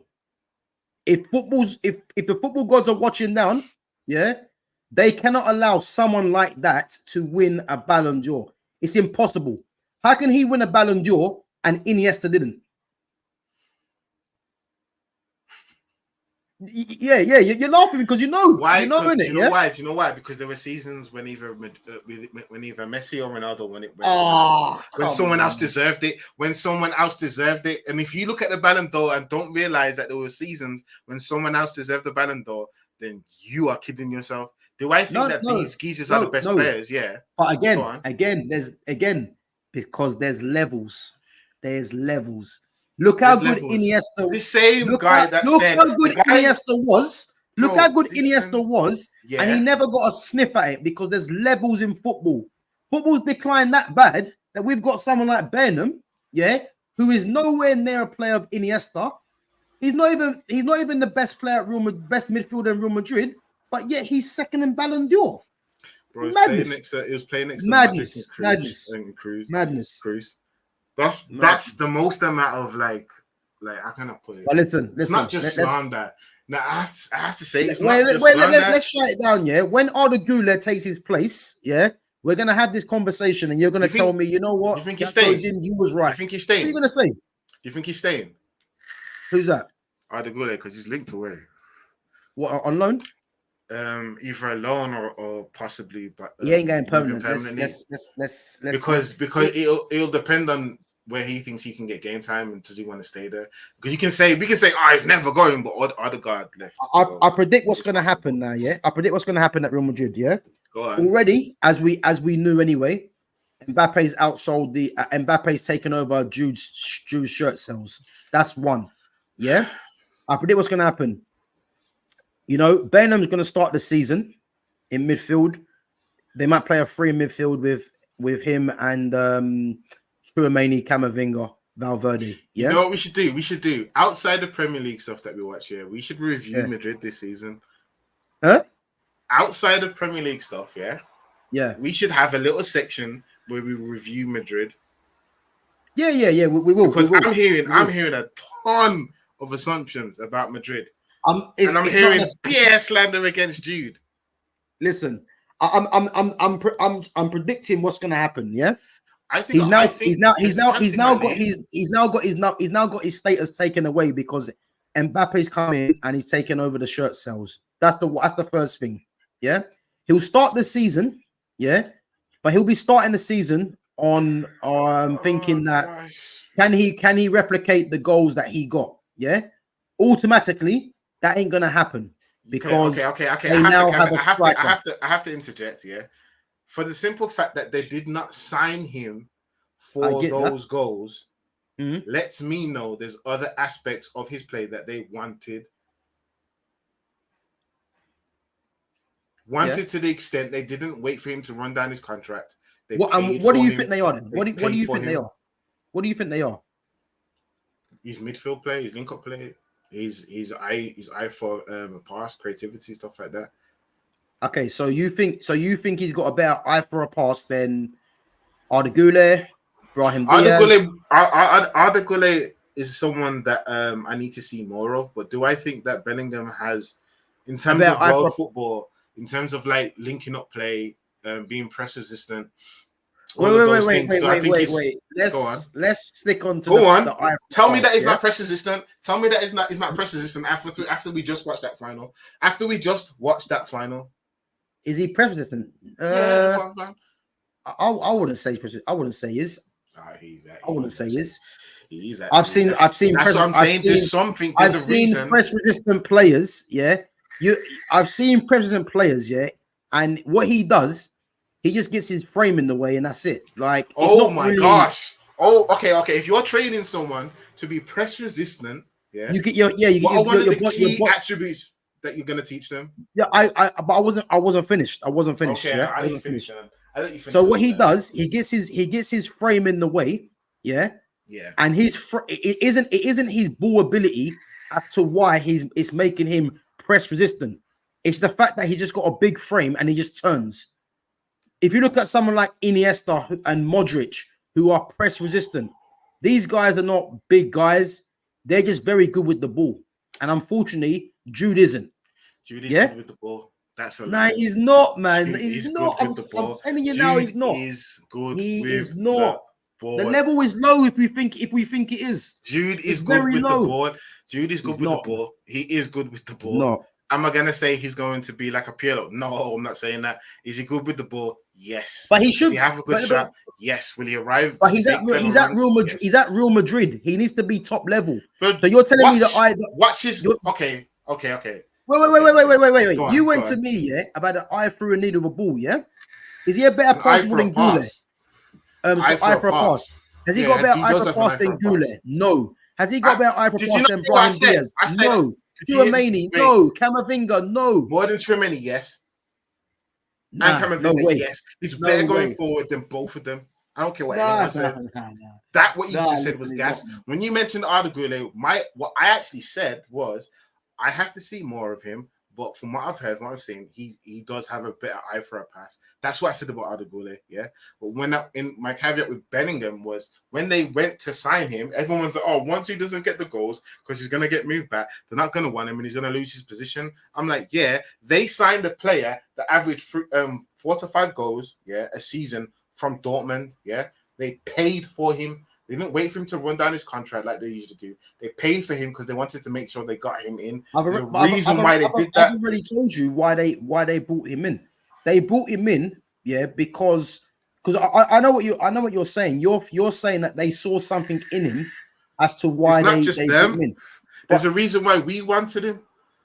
Yeah, but you're Liverpool. You're not Real Madrid. So let's allow that. You're not Real Madrid. Okay, you're not caveat which is why he went there in the first place. At that time when we wanted Bellingham, this is the same time when everyone turned around and said, "You know what? Liverpool made the most disgusting signings. Like they're not missing. It was around the same time we wanted Bellingham. Just remember that these are the same people. So then, did he choose you? And then you can talk about. Did he choose you? No, did he choose you? No, he did not. He's a Madrid player. Yeah. But you can't turn around and tell me like signings like Mane, Salah, Firmino, Van Dijk, Alisson, Fabinho were not signings. I'd even add Konate to that list.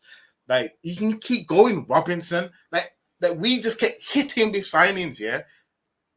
And these are players. Some of these players are players that you guys wanted as well. And it's unfortunate for you guys that you listen. Liverpool's recruitment's been good. I'm not going to deny the recruitment's been good. But what did you win? One league title trophy. We have won the Premier League, Champions League, World Club Cup. We have won. You won the league. We have won every cup going bar one. We've won every cup going bar one. Yeah, and we nearly won a quadruple. So just nearly. Yes, we won two out of the four. We nearly won a quadruple. So just sat. Yeah. Right? And what were they? The FA Cup and the Carabao. Yeah. Come on, man. Are we really doing this? So hold on. If you want to win a quadruple, if you want to win a quadruple, do you not need to win the Carabao Cup and the FA Cup? You do, and that's all you want. The Champions League and the league. How close are we to winning the league? Wait, how close are we to winning the league? It don't matter how close you are. How close are we to winning the league? No, it doesn't matter. It does matter. It does matter. It does not matter. No. You finishing second just means you were the first loser. Yeah, you were the first loser. Why are we celebrating second place finishes? GB finished second by like 6 points up or something. No. So we finished second on a very high points tally, yeah, to a very good Man City, yeah. Well, maybe they should have scored one extra goal. Yeah, should have, would have, could have. Never happened. There we go then. Should have, would have, could have. Never happened, yeah. Yeah, exactly. There you go. We nearly did it though. That's the deepest thing about it. We nearly did it. Bro, nearly. So it wasn't like, are we really doing this? Nearly. Wait, are we having a conversation to say, yeah? Oh my god. Hold on. A title challenge is not valuable. I didn't say it wasn't. Making it to finals is not valuable. But you didn't get over the line, so no matter. So I obviously hold getting over the line up here, yeah. Sometimes that and sometimes the difference in that can literally be luck, yeah. Can be luck. But if I'm talking about the overall performance of that team and those players during that period of time, I would be a liar if I was to say that they weren't performing at an extremely high standard. Ask people in world football, like Liverpool, if like people tell you, Liverpool were the best team for a certain period of time, then they say, Man City were, Man City are. There's Man City and Liverpool, the best teams in the world at that period of time. In the world, not just the Premier League, the world, in world football.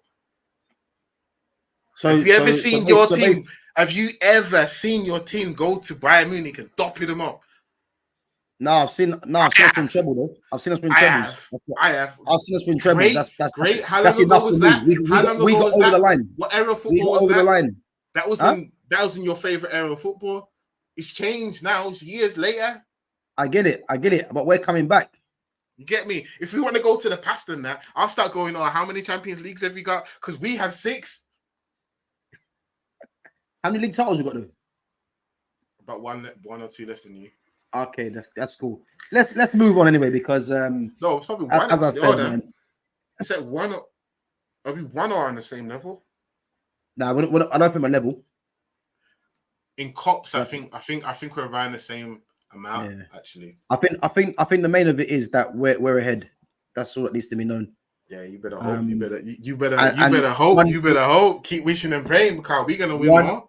One league title to show for all these signings is embarrassing. Yeah, no, embarrassing. No, it's not. You know it. You know it is. When the only clubs that stopped us from winning more, yeah, one of them is Madrid. The other club, yeah, is the one who's got 115 charges hanging over their head. Oh, so don't tell me. Don't tell me. No, don't do this. Don't do what? Don't do what? Don't do this, man. These charges. Forget the charges. Forget the charges. Forget the charges. Yeah? Oh my gosh! You didn't get over the line. That's it. I've not argued that point. I've not argued that point. So why? Hold on. I missed a question. Is there a reason? Why you cannot? Is there a reason? Hold on, wait. Now let me finish. Let me land. Is there a reason why Man City have 115 charges? No comment. Are those charges, or at least like a third of them, related to the growing their club? You can keep saying no comment, because these are all facts, yeah. So we've had something we've never seen in the Premier League before, yeah, happen in the Premier League, and we had one of the greatest managers of all time come in and manage said club. We saw them before transfer prices went sky high, paying 40 million, which is at a period of time was crazy money for fullbacks, like randomly just to get new ones because they weren't working. I just go buy a new one. That's what we were competed against. You had a owner who was backing the club, yeah, as we would all hope our owners would. We had literally, in terms of ownership in England, most people used to love Abramovich, and then the Saudis came in to Man City, and was it El Mansour? What his name is? Sheikh Mansour. What his name is? Sheikh Mansour. Yeah. Yeah, Sheikh Mansour. So when he came in, he was literally backing it with like ways we've never seen a club in the league backed before. Yeah. And on top of that, they had the best manager. They had one of the best scouting systems. Yeah. So the machine that they built, you can judge your successes by your opponent. Yeah.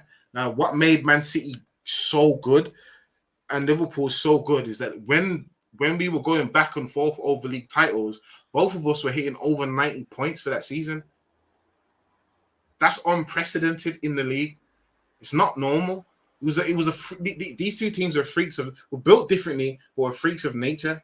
Yeah, that's not normal in Premier League history. So for me to then turn around and go, okay, we didn't get over the line, but they were done for something like, nah, bro, it's not. That's not true. If you look at your opponent, I'll give you an example. If you're a boxer, yeah, and you go 30-0, but you just fought bums, no one's gonna care. But if you went 30-0, yeah, or let's say you went 30-5, but then you had like crazy trilogies where you're fighting against some of the best fighters who have ever lived, yeah, you're gonna turn around and go, you know what? I rate that record.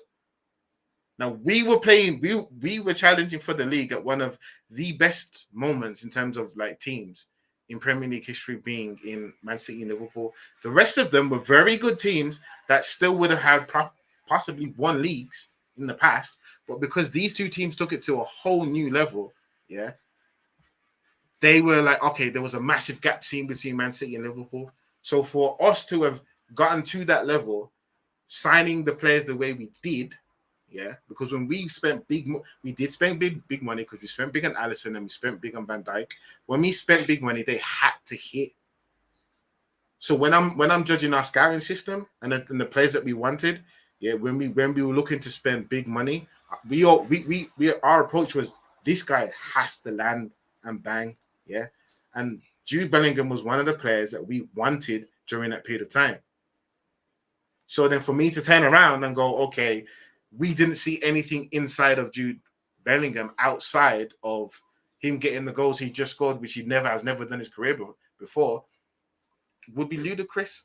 It's only because of recency bias, and I think your bias against PR, because you have your standards sit here, yeah, and you believe that because of PR, players are getting pushed above that standard. So you're constantly arguing to say, no, this standard is what matters, and the PR is something that we have to fight against. Because what I'm saying is there's aspects of the PR that are only happening. It's PR and the player being overrated. That's it. That's it. Like, is Lenny Yaro overrated? Yeah. Is he overrated? Yeah. I mean, is he the best defender under the age of 21? So their record is the best. Well, obviously, how we look at it like this, yeah. He's had what, 60? I think he had 60 first team games for what they called again for Lille. Yeah. Yeah. Before the age of 8, 18 and younger. Yeah. Real Madrid obviously looking at him as the next one coming through. From what I've seen of him since he's played, I think he's got something. You know, obviously he's still young, so there's still development for him to happen. You know, you never know. He could drop off. You never know. What do you think? But from what I've seen, yeah, I can see why there is hype around him. I can see it because you don't see too many 18-year-old centre backs playing first team football. That's a fact. Yeah. Going back to someone like Jude Bellingham, the way that he plays, I've seen loads of these players, and he's found himself at Real Madrid, which I can't believe, because I go back to it again. Loads of these players. What do you mean? Like, so the type of player that he is, yeah, he's not really good at anything. He's probably just an average across the board. Give me a comparison. Because if you're gonna say like average above the board, around the board, I'd say like a Milner. He's probably average at everything that he can do in terms of his passing. So like a Milner. Yeah. I would say he's probably a James Milner with better PR.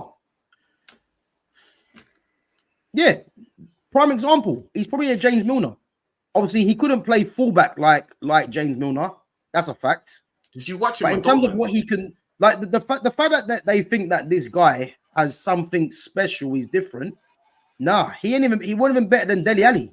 Did you watch him at Dortmund? Huh? Did you watch him at Dortmund? Yeah, in actual fact, he probably was a better player at Dortmund. Why? Because they had a striker and he was playing as a proper midfielder. So you mean basically the role that they brought him for, he finally gets to play this season, but now you expect him to be worse. But that's Dortmund. This is Real Madrid.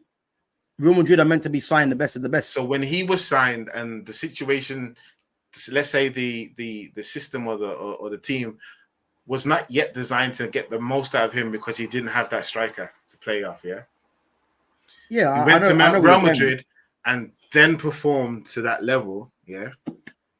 Where like he's probably been the best British export to Madrid that we've ever had, yeah? In terms of what he's numbers? Approaching that. In terms of numbers, I mean, the other kind of other one we would say would be McManaman. It's not performance, it's numbers. Would be McManaman, yeah.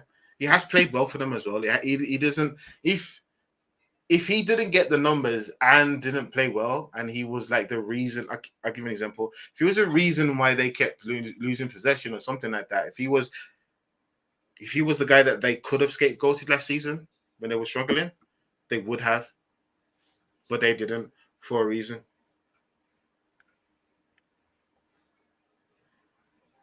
Well, as I said, man. What happened to this list, though? That list kind of went. Yeah. Whoa. We're gonna wrap it up anyway. But I mean, obviously the players that we mentioned, yeah. Obviously the ones that we more or less know about. Completing the list, you've got Nasazi. I'm not sure if you've heard of him. Nah. Giuseppe Meazza. So you know the San Siro. Yeah. Was called Giuseppe Meazza. So I'm guessing it's based off after that. You've got Lev Yashin, who was a goalkeeper. I don't remember him. Who did he play for? Yeah, I've heard of him.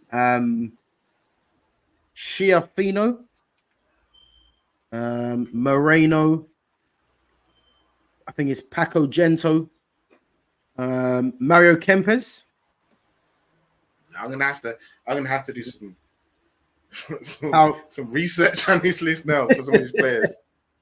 Paolo Rossi. Yeah. Fascetti. Coxis. Passarella. And then you got Dejan Savicevic. I'm not gonna lie, Passarella sounds like a Pro Evo name. Yeah. I'm over, but the thing is, a lot of these players I just mentioned, some of them I've heard of before, but a lot of them I ain't got a clue. I've never really watched them. So I'm gonna look at some. That's why I put them in the 100 to 80 purely because of not knowing what they're about and you know.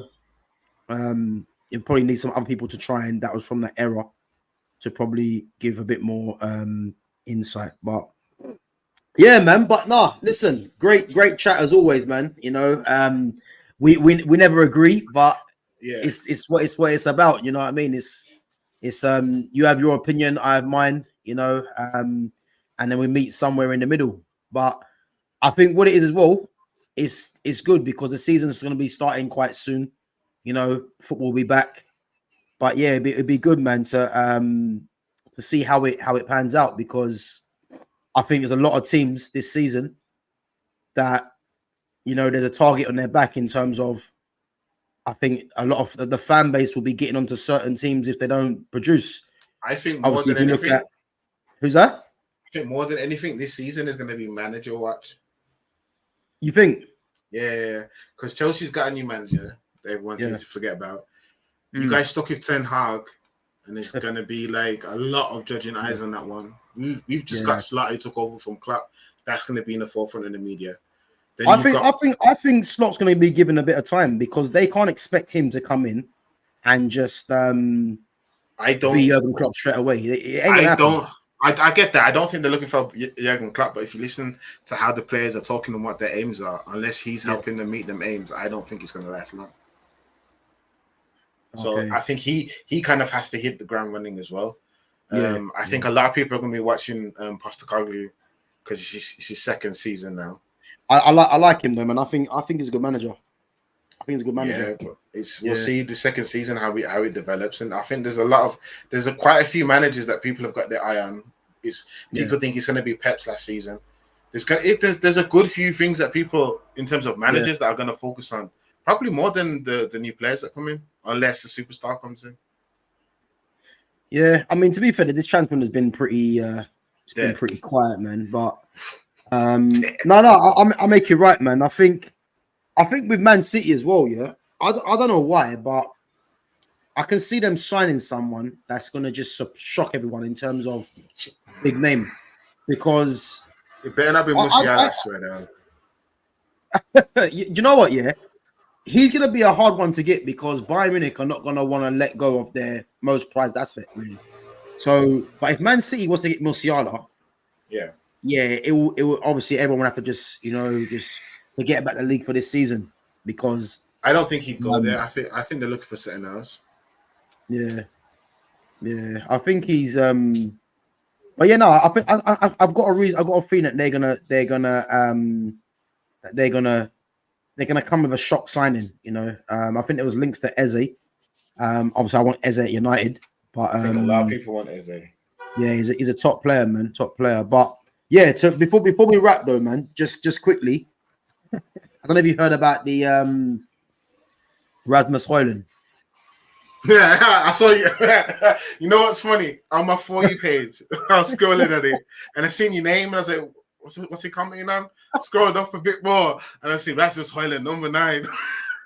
Listen, you know what? Yeah, you know what? Yeah, I just don't understand what's going on. This club ain't changed, man. I think how can a guy that get bought for 72 million, yeah?